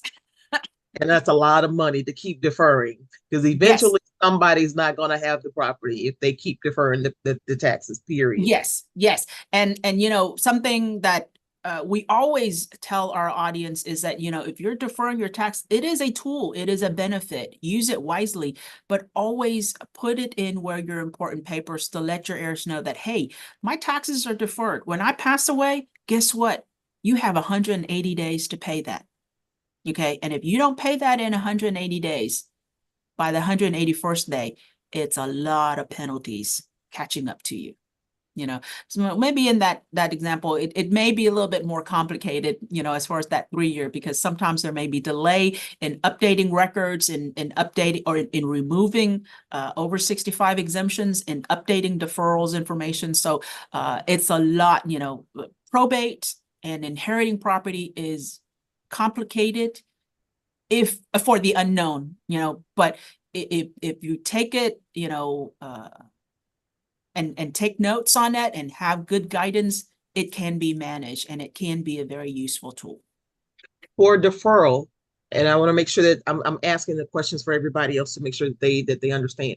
For a deferral, the exemption, I'm sorry, for deferral, the deferred taxes go back as far as the person that actually applied. So for example, if somebody applies for a deferral at 65 and they lived to 85, does that mean they have 20 years of property taxes that are now due because it's been deferred? Yes, the math is very exact. Okay. All right, just want to make sure. Okay, let's see. Another question. In a situation where there is more than one heir, do all heirs have to sign off on a deferral payment or an agreement? Now this, it would have to be the deferral status would have to be approved by the appraisal district. So the appraisal district, of course, would have to go to this, you know, who's applying, how old they are, or what, you know, if they're disabled or disabled veterans, and, you know, who is staying there. You can only have, you know, let's say you have one party staying there that applies for it. Let's say you have a family that's, you know, a husband and wife are over 65, but only one of them is the heir, you know. So the qualification would have to come from the appraisal district, and then the tax office would just take it from there. Okay. Can a property be sold when taxes are owed? Oh, yeah. Legally?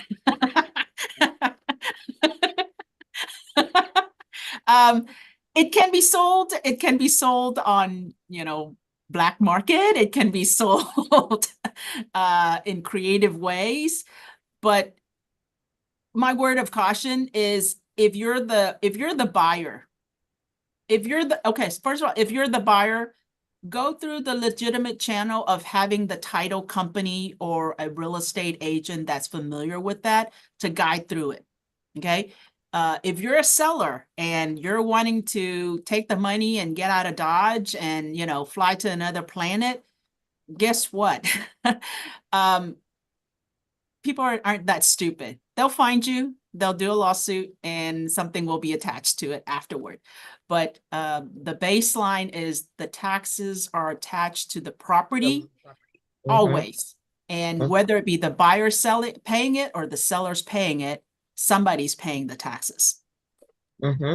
So if you are buying a property that has a tax lien, you are buying the property with the tax lien. So just know that. So do your homework, go through a title company. But yes, a property can be sold. If the property has taxes, the title company will ensure that the tax bill is paid out of the seller's portion, because it is their their responsibility. It's their their liability.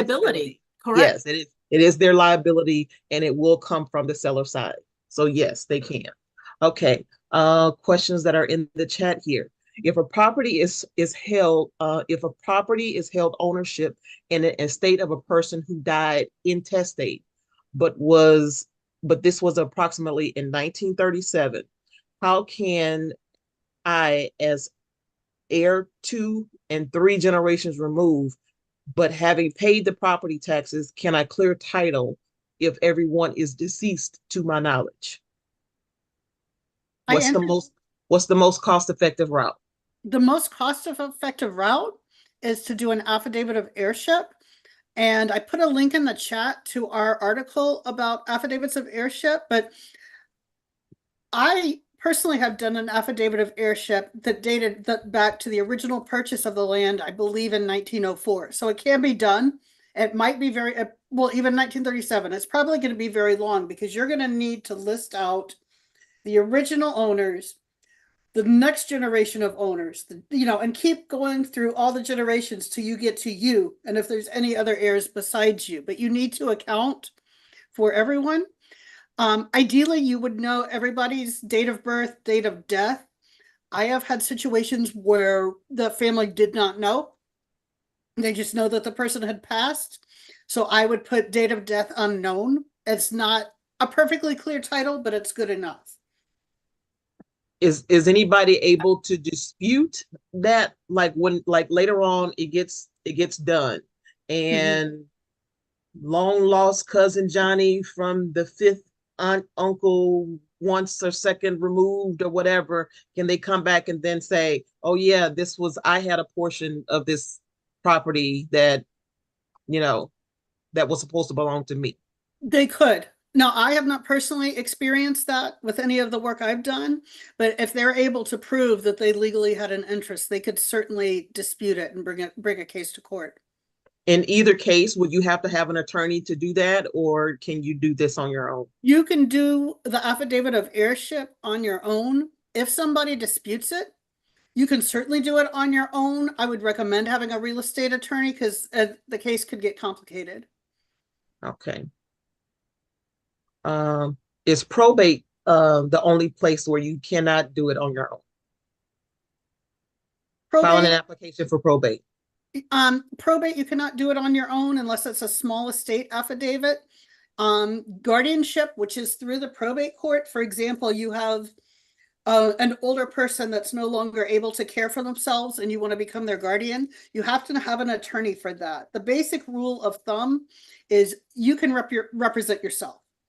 But if you are doing something on behalf of an estate or on behalf of somebody else, you have to have an attorney. Okay. There's someone in the chat that keeps referencing Earl Carl property preservation, so I didn't know if there was a question behind that or not, but I did ask that in the chat and I haven't gotten a reply yet, so I'm not sure. Let's see. Will this recording be shared? I'd like to view with my sisters as we are working through a difficult process getting our dad's house into our names. Cleared up MERP, but Bank of America came back with a credit card balance that I cannot afford. Any advice on how to deal with creditors from an estate? I wonder if that person has an attorney. They should, because Pastor Deb, she's on. You want to unmute? Well, Go ahead. we got a nice volunteer lawyer, but great. he told us to pay it, and I don't have the $800. And then he said otherwise we have to go into an administrator that's going to cost even more.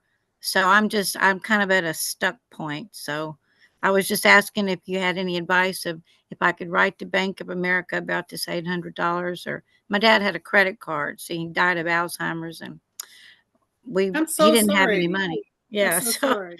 the house is all he had. My mother's dad Mhm. built it. So I'm disabled since the 20 years plus. So I've been here a long time. I took care of my mom, and I just wanted to know, my family wants me to have the house, but I don't know. We may not can move on till I'm dead. So I don't know. I hate to say it that way, but I know. I've already done a will and a transfer of death to my 2 sons, one of whom's disabled, a March of Dimes baby. So I feel like I'm getting okay, but I think right now I may just have to stay in limbo unless you had an idea of what I could do with this creditor. You know, I honestly would talk to them and explain the situation. I had a situation where I had a client that passed away who owned nothing. The only reason we probated his estate was so that his mother could get the money from his insurance policy. He had some credit card debt, and I explained to the bank, I don't remember which bank it was, but I explained to them he has nothing, and they discharged the debt. So, if you speak to them very nicely and explain the only thing my father had is this house, which I'm living in, he had no other property, they may discharge the debt. I would Well, think I'm not the $800. executor. My sister is, and Your sister would need she- to talk to them. yeah, see, she thinks she's kind of a mouse and thinks she can't beat City Hall, but I'm gonna pray on it and see if I can get her to do it. Thank you for sharing that because I do think we have back taxes to deal with. I'm about to start making payments there, even though I'm not the owner. They said we could make payments, so we're gonna start on that. And I think we're just gonna. I can't get this FEMA help. We have a tree that hit the roof on May Oh, I'm so 16th. sorry. And so, I just got to work on what can be done. But we have part of the house is livable. I've been gone 3 weeks. I just got back, so I'm gonna make that call to Oh, that. wow. Tell my sister to call that bank. Thank you so You much. can you can absolutely request that.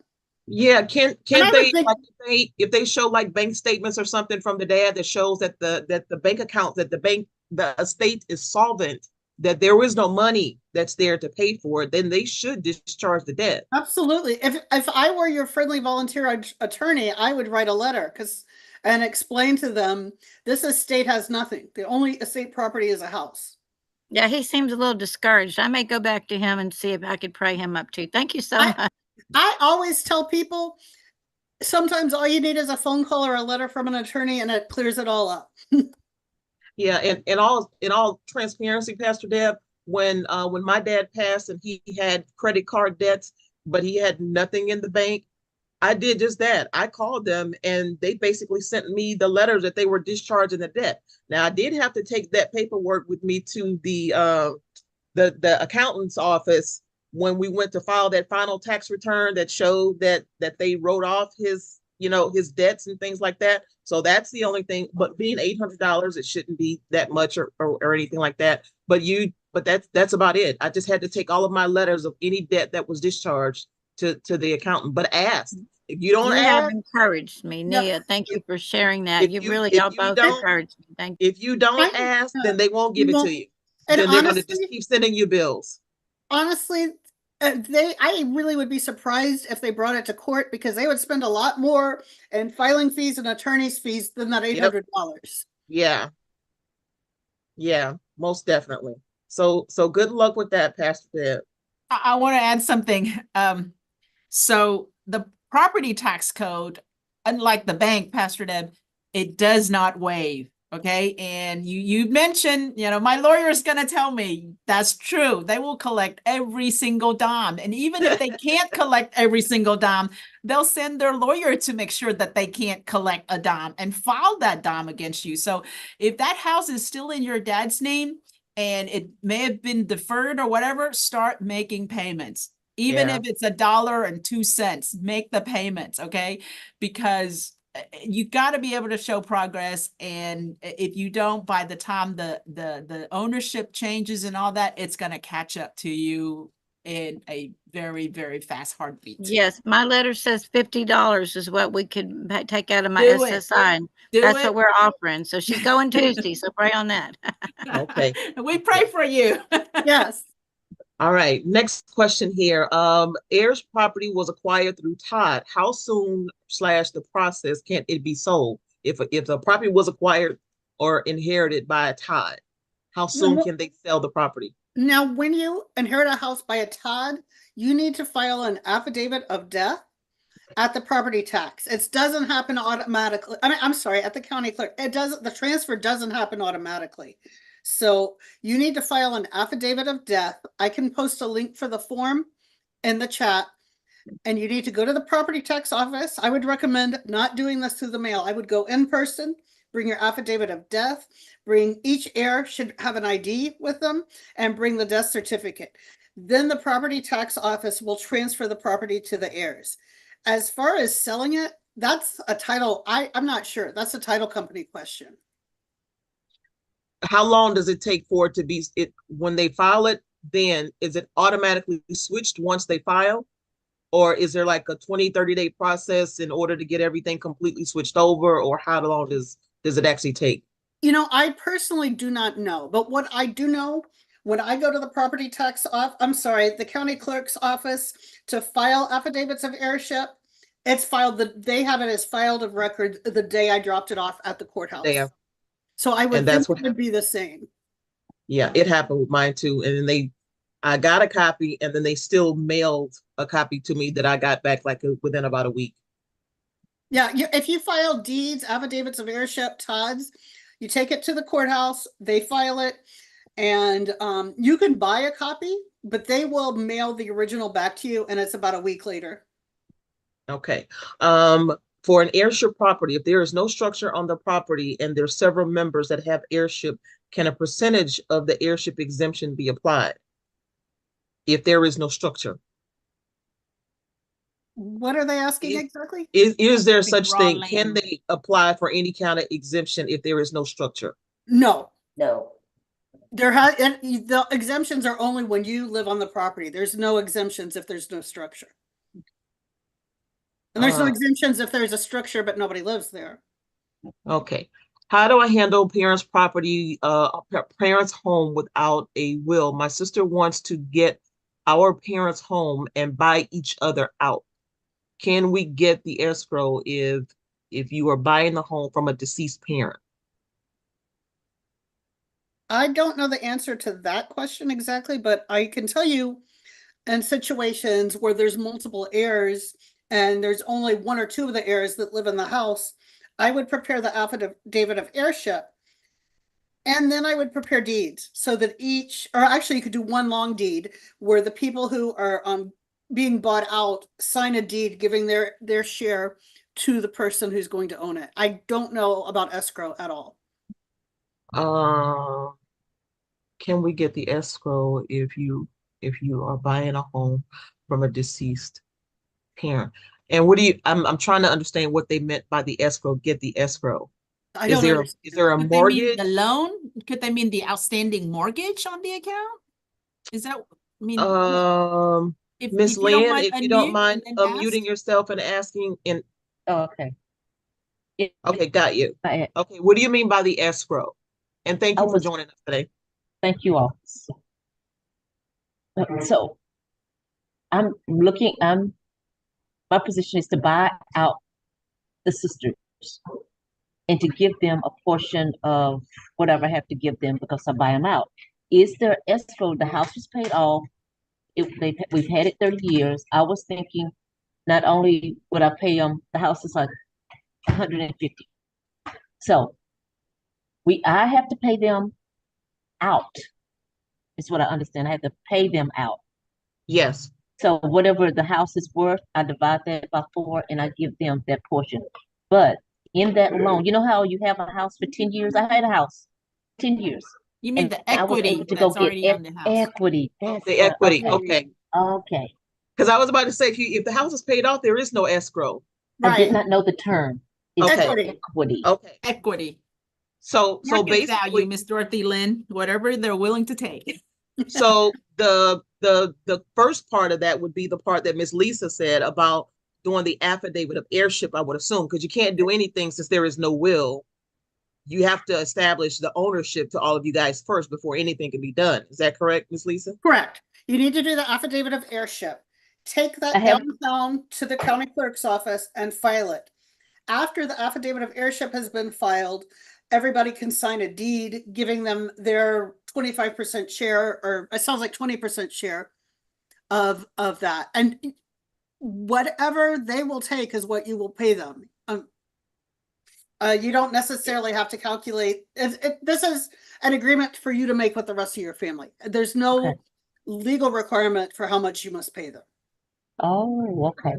It's whatever they agree. Yeah. Because you're not selling it on the open market or anything like that. So there is no dollar amount that's already been established. So it's whatever you guys decide. Yeah, So it's if you whatever you think, work out. yes, what do Hopefully, you the mean by the- fairest way is get an actual appraiser, pay $500, and then from there, determine the price from there. And then in that way, 2 years, 5 years, 10 years later, you still preserve the sibling relationship. Excellent point. I think that's exactly the right thing to do. Okay, Yeah. so I have a lawyer and one of my sisters have a lawyer. We've gone to probate court and the judge said that the siblings couldn't buy it within 45 days.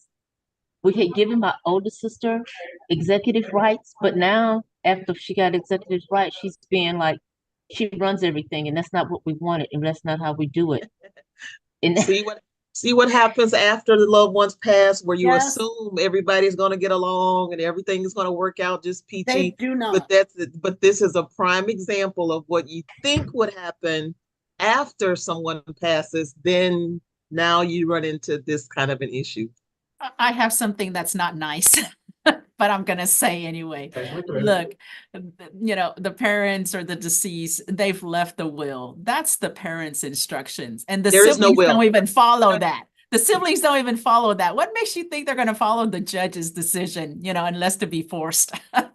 Absolutely.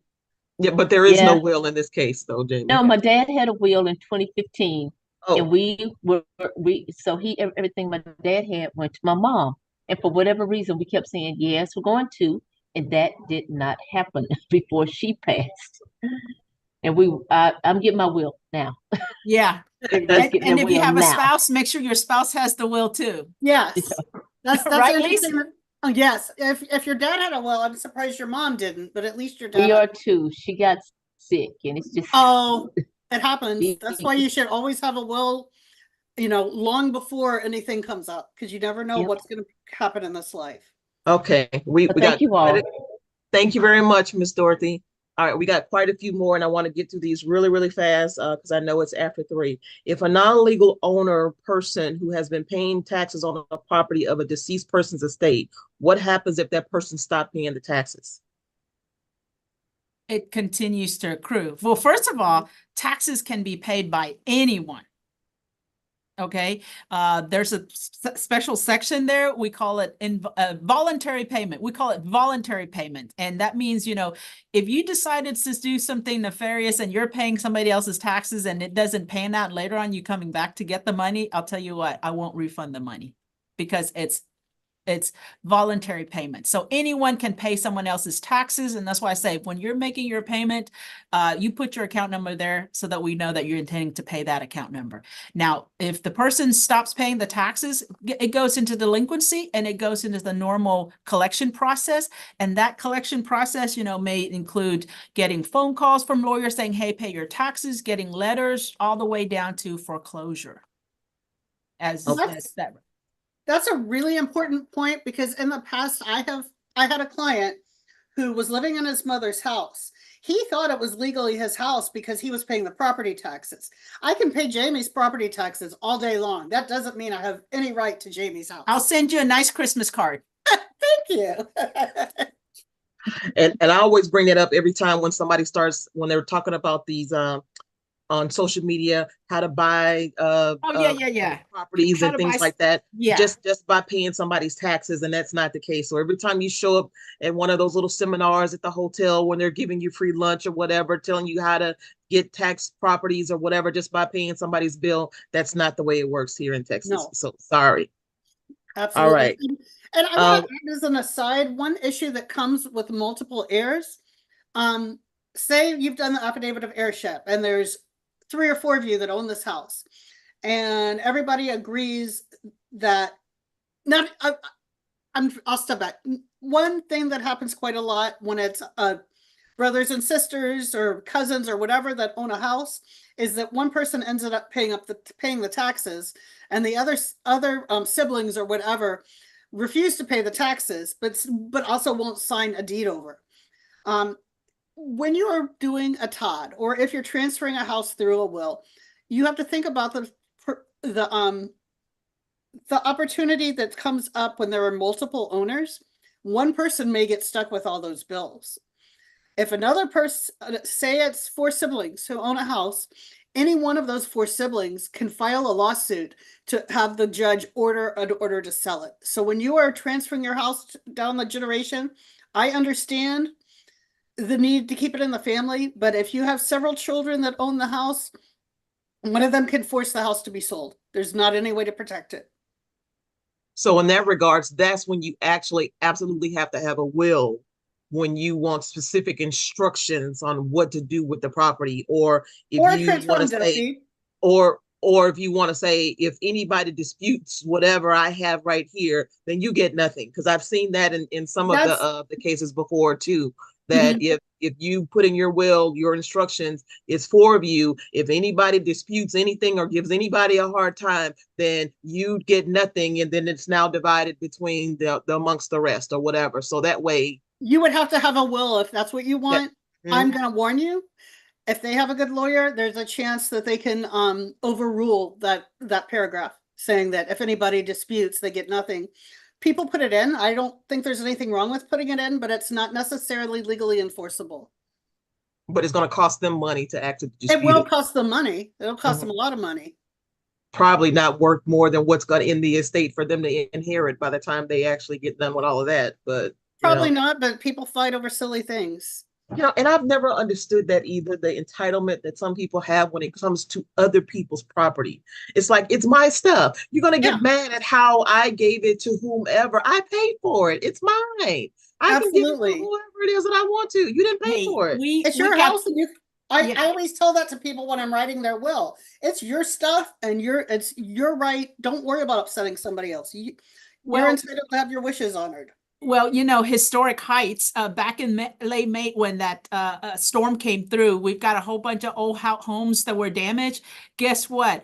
We had cases that are coming in now that says, well, my sister lives there, but my cousin doesn't want to sign this paper, and it's like holding hostage as far as who's going to cut the trees and who's doing the repair. And I have a case where somebody is like refusing to pay $180 in TARP. Oh my God. Wow. And that just goes to show you having property with multiple owners can lead to a big mess. I always recommend to people pick somebody, because if you leave it to everybody in the family, there's going to be fights about it. Okay. I want to be respectful of you guys' time because we're 10 minutes over. Are you still good with answering another couple of questions, or do you I have We to? can. love this session. Okay. I know, it's fun. And for the folks that are joining us that are here on Zoom, I understand if you do have to leave. However, it is being recorded. It is also on YouTube. We will be sending the link out to everybody. So if you have to leave, I completely understand. But I want to make sure that I get to a few more of your questions before we completely end this program, because there are quite a few of them that are still here, plus what's been sent to me in advance that I want to try to get to as quickly as possible. One here, my mother died 22 years ago, my father 40 years ago. The title was never in my mother's name. When my mother died, an affidavit was filed as I am the beneficiary. What do I need to do to get a deed in my name? You need to clear the title as to your father. I'm assuming that both parents own the house. Father So, died first, and then the mother died. yeah, if the father died first and nothing was done after the father died, that 50% is still owned by the father's The estate. father. So Okay. you're going to need to do an affidavit of heirship for the father's 50% of the estate. I'm assuming they did an affidavit for the mother's estate, she said. Yes. So yeah, you still need to clear the father's side. Okay. So that people are aware, when a married couple purchases a property, 50% is the ownership of the wife, 50% is the ownership of the husband. So when they pass, only their share is given or inherited by the person. The other 50% still belongs to the other person. That's why each spouse needs a separate will, or Todd or what have you, to give their ownership interest to whomever it is that they choose. This is Or spouse or parent and child, because parents and children buy houses together all the time as well. Same thing. Yeah, this is why it's really important to probate or do an affidavit of heirship anytime anyone passes away. This is a really common situation because daddy left everything to mama. We don't need to do anything. It is not, it never became legally hers. So now you have to step back and clear your father's estate. May Okay. I ask a question? Yes, ma'am. The first deed was in my mom and my dad's name. And then my dad died and they didn't do anything. And then my mother died intestate. And Without a so will. that's when the affidavit was, I'm their only child. And the affidavit said that I was the only heir. So I have to go back and do something for my daddy. Yes, Yeah. ma'am. You need to do an affidavit of heirship for your daddy's share of the house.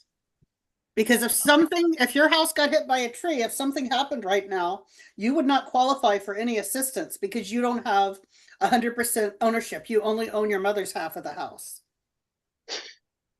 Okay. And how do I do that? I will make sure I'll put the link in the chat right now, but Nia sends out a follow-up email, and I'm sure that she can have the information in there as well. Yes. Oh. I'm not sure if you have access to the chat, but further up in the chat, Miss Lisa did put a link about affidavit, how to draft an affidavit of heirship from the Texas Law Help website. It's in the chat. However, I will be sending out the link for those resources as well as a copy of the affidavit of heirship as well. All right. Thank you Okay. so much. You're welcome. Question here. Adverse possession claim due to the fact that my neighbor's name is now on the deed. How is it that my deed does not have my name on it? Somehow or another, the neighbor has adverse possession of her property. You need to you need to file an adverse possession lawsuit to clear that title up. I would recommend you could do it yourself, but it'd be better to have a real estate attorney because it can be a complicated case. Okay. How to deal with old creditors. All right. My sister and I are being sued in Galveston County by the local school district and college. The property is said to belong to my father. How did this become our property and our responsibility? The property has a sign on it that says no trespassing, placed by Monsanto chemical plant. Did we inherit this by default somehow? You did. Whenever there is a foreclosure case, whether it's property taxes or a mortgage foreclosure, the attorneys for the property tax or the mortgage company are legally required to find all the heirs on that property. Now, they cannot sue you. You are not responsible for paying those taxes. They're just notifying you that it's going to be foreclosed on if the taxes aren't paid. But it's not going to hurt your credit report. They're just notifying you, hey, if these taxes aren't paid, we're selling the house. But she says there's a sign that's on the property that says no trespassing by a chemical plant. So I guess the chemical plant is claiming that the property is theirs. Maybe, I would need to look into it. Maybe the chemical plant, there's some kind of contamination, and maybe what she should do is call the lawyer for the Galveston School District and explain that it's abandoned land or that it's owned by Monsanto. Looks like Unless they need to get their own attorneys to look Uh, at the case in greater details, because when you Yeah. have foreclosure, if it's Monsanto, you're going to have pollution problem, TECQ problems that are on there. So it's best just to sit down and have them dive into just this property for you.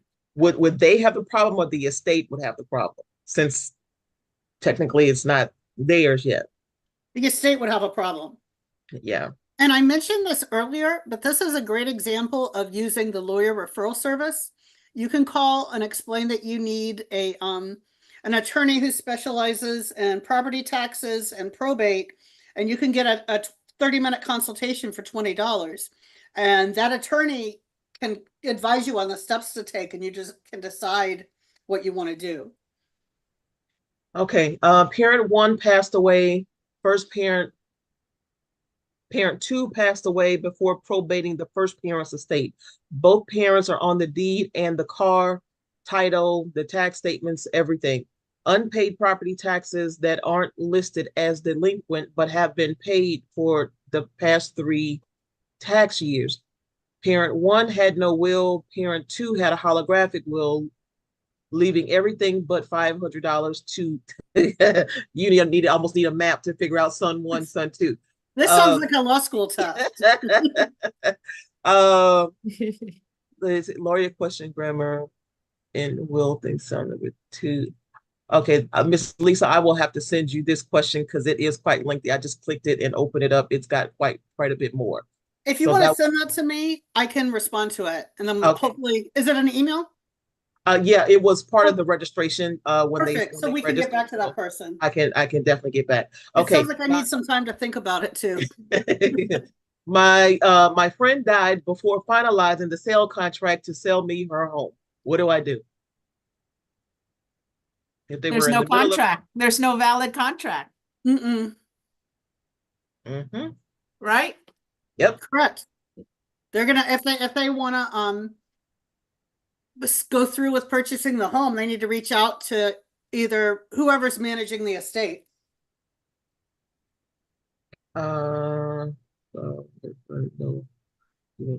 Okay. Does inherited property affect disability benefits?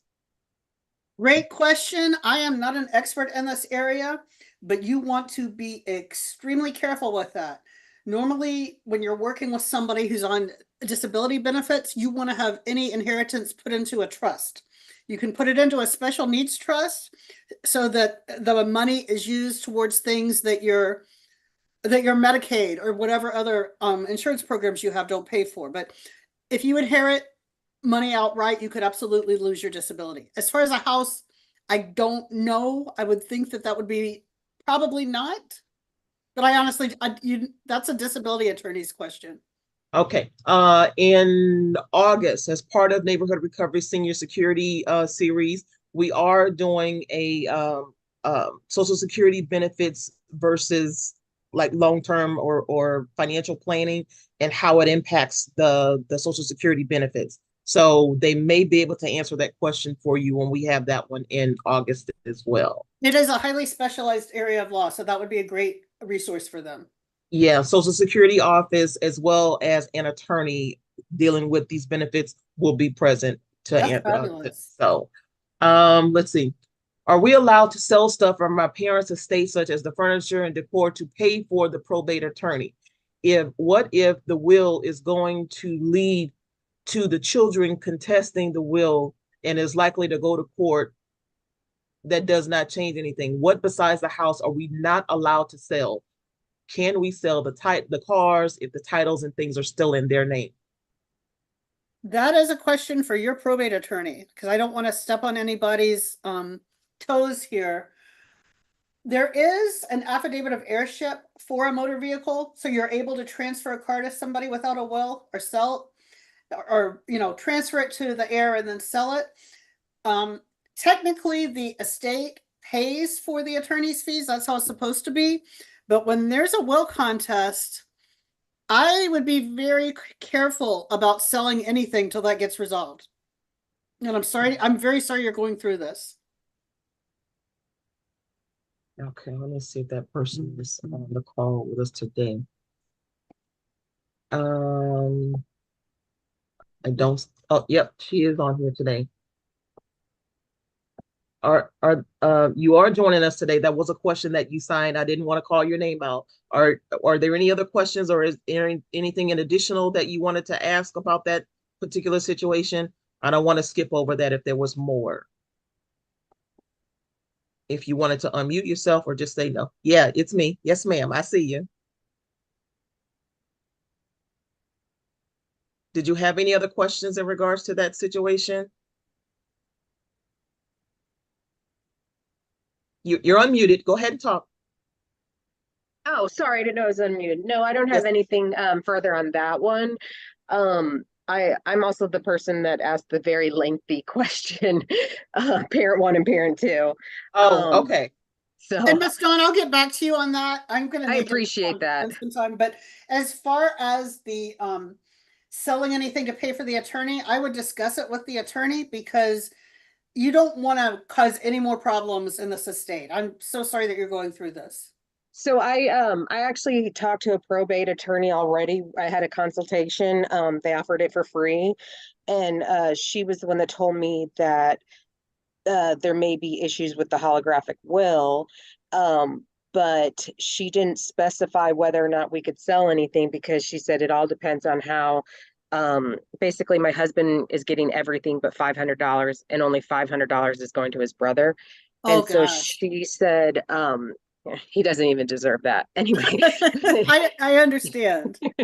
But she said it just depends on how the brother acts. And so I just I don't want to do anything that, will get us in trouble with the law. I legally, I wouldn't do if anything. your husband's the executor, legally he could sell it, but I would caution him because So he's not the executor. She did not name oh anyone in god, the will. So basically the brother has to agree for him to be the administrator of the right. holographic will. And so, that's going to be Yeah, difficult. he needs to, unfortunately, I would say don't sell anything until it's resolved. And this is a great example of why the best thing you can do, even if you do a will yourself, pay attorney and $100 to make sure your will is okay. Because especially in situations like this one, there are very good reasons to leave a family member out of a will. If you do that, there's a very good chance that that family member is going to have a will contest. You want to have an attorney draft something that's airtight, so it is incredibly difficult for that person to sue. Because even if you think everybody gets along great, I can promise you there's somebody that's going to be ugly after you pass away. It just, Yeah. unfortunately, when people pass, all these conflicts come out to light. Yeah, And everyone can I comes out of add the something woodwork. to this? Can I add something to this? And also be cautious when you download some of these forms from the internet because it varies from state to state, Ms. Dawn. Thank you. Yeah, Okay. on our website, we have forms that were approved by the Supreme Court. You do not want to use something like LegalZoom because that's written to be as general as possible. And I had a situation where a lady was pretty well to do when she died, but she got a fill in the blank form off the internet, and one of the daughters didn't want to get along with her sisters. And so all of the money went to her bills and the lawyers and the probate courts, and the kids got nothing. So, Oh, God. people think I'm trying to save all this money by not having a lawyer. That's usually the result of it. Especially if you want to leave somebody out of a will, you want to make sure that that will is drafted perfectly, and lawyers will know the right kind of wording so that it's more difficult to challenge it. Well, fortunately, I live in Texas, and so it being community and a holographic will is acceptable. And his mom put the brother to have $500 so that it didn't seem as though she forgot him. She pointed him out. It's simply the placement of one comma that our lawyer says if he really wanted to, if he was smart enough, he would get a lawyer and fight it. But that would only give him half of everything since it goes to community. But Yeah. we don't even want him to have that. And so we're trying to figure out how to How much, do it. what is the value of the estate, Ms. Dawn? I'm just curious. That That mom would just give him $500. Probably around 700,000. That's an exclamation point she wants to make. Wow. I have been in situations, this actually was not a client of mine, it was a classmate in law school, and her father passed while we were in law school, and her half-sister said, I don't care if I get nothing, I'm going to fight the will so you get nothing. I mean, and people just are that petty. So Wow. Wow. that's why you want a lawyer to draft your will. Yeah. Because in Miss Dawn's situation, it comes down to one comma. You don't know how the judge or jury is going to rule on that one comma. And the fact that there is no administrator or executor named. Yeah, it's not done correctly. So it's not done. Yeah. Okay. Thank you, Ms. Dawn, for chiming in and for asking. I'll add something to it. My dad, a while ago back, showed my sister the will that he had paid an attorney to do. I believe it was like $4,000. I looked at it. I scream up and down the hallway and says, go back, get him to redo it again. If not, I'm shredding it because it's ineffective. me being a lawyer spotted those stuff. I mean, I was red marking like I was a grade school teacher. Oh, so that's a great lesson because there are a lot of people that are elder law attorneys and estate planning attorneys that just want the money and they're not going to do the best job. So be very careful when choosing an attorney. And then you have Something the, I learned also, if there was prior wills, they need to mention in the most current will that the prior wills are no longer effective. Correct. And also it should be notarized and there should be witnesses, so it can be recorded, or at least in my state, that's what it is. And so, This is Texas. We're all in Texas. oh, okay. Yeah, so, at least I get to tell my parents what to do. Good. let's just make sure that they do it though. You can tell Right. them, just make Thank sure you it's so done. much. I appreciate y'all's help. All right, next question here. What is the best option to transfer title to me as an heir from great-grandmother, from my mother to me? No will of great-grandmother, do have a will for my mom. Want to sell the property and need clear title. Been paying the taxes for the property since my mom died. You need to do an affidavit of heirship to get it from your great grandmother to your mom, and then you can probate your mom's will. And I believe Nia will know more than I do, but I have had experience where title companies will prepare affidavits of heirship when they have a buyer to clear the title as quickly as possible. Sometimes they will, yes. I'm gonna ask you to unmute because I don't want to call your name out in case you didn't want to. Are there any other questions or any other details for that question that you want to mention? Hello. Hello, Hi. go ahead. We hear you. Oh, okay. So I think you were addressing my question. Yes, ma'am. So I've been trying to determine whether or not an affidavit of heirship or a small estate. And based on what you're all saying today, the affidavit of heirship is the way to go. You can only use a small estate affidavit for a surviving spouse or child under the age of 18. Okay, so we're not that. So this great-grandmother died probably in 1936, intestate. She was a widow at the time. She had brought some property with another group of people and they each had their own little lots. And I've been trying to, it seems like there were 7 kids, but I don't know all the people involved. My grandmother, and then my mother, and then there's me. And my mom left everything that she had to me. She always said, pay the taxes on the property, which I've been doing. And now I'm trying to get it all cleaned up before I pass away and my kids don't have to deal with this. So we're trying to figure out how best to clear the title. Again, it'd be an affidavit of heirship. You do, I mentioned earlier, I had a situation where an ancestor bought the property. It was a big country lot in East Texas. So Right. many lots. And I don't even remember how many heirs there were. It was more than 20. And I was working for a nonprofit, so we didn't have the funds to hire a genealogist, but the family got their money together and hired somebody who was able to go to the town's records and figure out who all these people are. So in a situation like this, you might need an attorney to Okay. make sure, because you do not want to have an ineffective transfer, because as we were saying earlier, somewhere down the line, a distant cousin could show up and say, hey, what about me? Right. And we actually have somebody that owns property right next to this and it has interest in purchasing it. Oh, that's So great. We have a potential buyer. You know, So- and maybe they would pay, I mean, maybe they would pay for that process if that's what needs to happen. Okay. So we've contacted a real estate agent to see, and they have title people. They said that maybe they could do it. I've got an actual title, an ownership report from like 2014 that shows the great-grandmother's title. So that one is in place in the county record. But from beyond that, I don't know what we've got.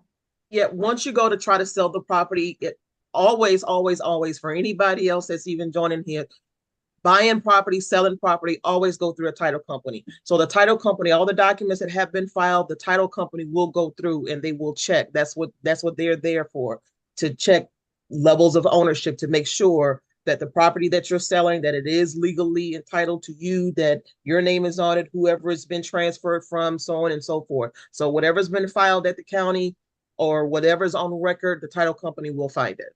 Okay. Yeah, you know, I'm telling this as if you're gonna keep the land and wanna use that land yourself, but rely on the realtor and the title people to take care of it. Okay. All Thank righty. you. I hope I have gone through. I'm just double checking to make sure. Miss Lisa, I just sent you the other person's information that had the really long question or the multiple parts. Okay, thank you. I'm writing Um, it down right now. Okay. And creditors, cloudy title, parent in Galveston, uh, long question, friend died, parent probate, selling the property, probate issues, disability, best way to transfer. Okay, I think I got all the questions that were sent to me. Is there anything else before we completely wrap up this afternoon? I feel like we're on talk radio. Like, caller, next question, please. Caller, next question, please. We have And our I- own radio show here. And we are 30 minutes over. I think this kind of breaks the record for the longest time that we've actually stayed over on our calls. So thank you guys very much for still sticking around and tuning in. We really, really appreciate. Miss Mabel did have to step off about 30 minutes ago, so she's gone already. So luckily there were no questions for her. But Veronica is still, no, Veronica is with you guys. I think Veronica the other Hernandez is me. the other Veronica with HCAT has also stepped off. So thank goodness you guys had no exemption kind of questions about airship and things like that. So, but again, thank you guys for actually for continuing to stay on and hang out. We hope that you all found the information to be beneficial. I will be sending out the link so that you can go back and join the information and watch the information again. The chat will be included so that way you can see all of the links and all the questions that were actually asked and that were addressed. If you have any additional questions, the contact information, the resources for various legal assistance that is available to you guys will be included with the follow-up email that you all will receive. I will also include part one of this presentation, which is the wills and estate plan or advanced legal planning and why do you need it, that will have the templates also of all of those documents that actually make up an estate plan and why you need to have them. If nothing else, this conversation should explain why you need to have those documents in place and what happens if you don't. If you guys have any questions about that, please feel free to go back and watch that presentation. We do these sessions. The first part about wills and estate plan is the first Thursday of each month. Part two, which is the inherited property and probate concerns and deferred property taxes, is part two. We have this. It's the first Thursday, the second Thursday, respectively, of each month, except for the month of July. We usually take July off, but we will be back in August. So if you guys want to tune back in August, please share the information with your family members, your neighbors, your coworkers, or whomever that you know that will also find this information to be beneficial. If there are other questions that come up and you think, oh my God, I forgot to ask this, feel free to join this presentation as many times as you like. We try to bring the attorneys here so that they can answer the most up-to-date and give you the most up-to-date processes and bring you the most up-to-date information. Processes change, legislations change, things change on a regular basis. And I personally cannot keep up with all of that that's going on, which is why I asked these professionals to come in and volunteer for you guys. And we definitely appreciate the partnership of all of the partners in the A Month of Service for providing this information to you guys. We cannot thank you enough. Ms. Jamie, I know that there's probably something else that you could have been doing right about now. The same with you, Ms. Lisa, and Veronica. She's still hanging in there. And even with you guys, I'm pretty sure that there's something else that you guys could have been doing right about now, but you chose to stay here and get this information. So thank y'all very much. There will be a little link for an evaluation. that pops up on the screen after you guys after you disconnect or hang up this session. So we ask for your feedback. If there are any presentations that we don't currently offer that you guys may be interested in, please reach out to us and let us know. Any one of our partners can make sure that we get the information, because we do meet on a regular basis to discuss our planning and our schedules, ahead of time. So thank y'all again very much. You all have a wonderful, awesome remainder of your day. You stay cool, stay dry, depending on the area of town that you're in and what's going on, because it's sunny on my side right now. Yesterday it was sunny, but it was pouring down, raining on the southeast side of town. And so just kind of depending on the day. Stay safe, stay dry. Miss Jamie, was there anything else you wanted to add? Yes, Nia, if I can make a mention, next week, the tax office will be having our property tax week, where we're hosting workshops throughout the precinct. And it starts off on Monday at the, I believe it is at the Tracy G Community Center. We'll be there from 9:30 a.m. to 2 p.m. So if parties are, and then Tuesday we have another workshop, and then Thursday, Friday as well too. So go to our website, hctax.net, to see the full schedule of the workshops that we'll be having for property tax weeks. And Elizabeth and I will be the presenters on that. So we have our property tax team out there with our tax office folks. And I do have it. I will include it in the link. I can send it out to all of you guys as well. So I have that. I will include it. Yes. And thank you, Lisa and Mabel, for helping us, get the words out. We want the community to have the information, because it's so meaningful, to get good, right information, Absolutely. So with your property tax assistance week, what exactly are you guys going to be covering, so folks will know? Well, it's sort of like our on the road trip. We're out there, folks are out there. This is my account. Take a look. Or, and we do pretty much this. We add some other, a little bit complications if there folks have twisted questions or things that are just a little bit on a different complication levels that requires us to review, where normally they don't have the resources to come into the tax office or so. Okay, good deal. All right, so I will include that flyer as well. Again, if you guys have any questions, the phone number is on there for the tax office. If you have any questions about the workshops and things, we will also include the schedule of the remaining month of presentations that we have as part of month of service as well. So again, thank y'all. Thank y'all, thank y'all, thank y'all. Can't say that enough. Thank y'all so much. And tune in next month or next time for our calls on the road or calls on the go. No, this has been Zoom great. everywhere. This has been great. Everywhere. I love these conversations, because all these questions come up, all these different scenarios. I love getting the participation from the audience, because that leads into other questions in other areas. So we hope that you guys got what you needed out of this today. So please tell a friend, tell a family member to come back and join us anytime. So thank y'all very much. You all take care of yourselves, stay safe, and we will see y'all next time. Thank you, everybody. See you soon. Thank you so much. See you all soon.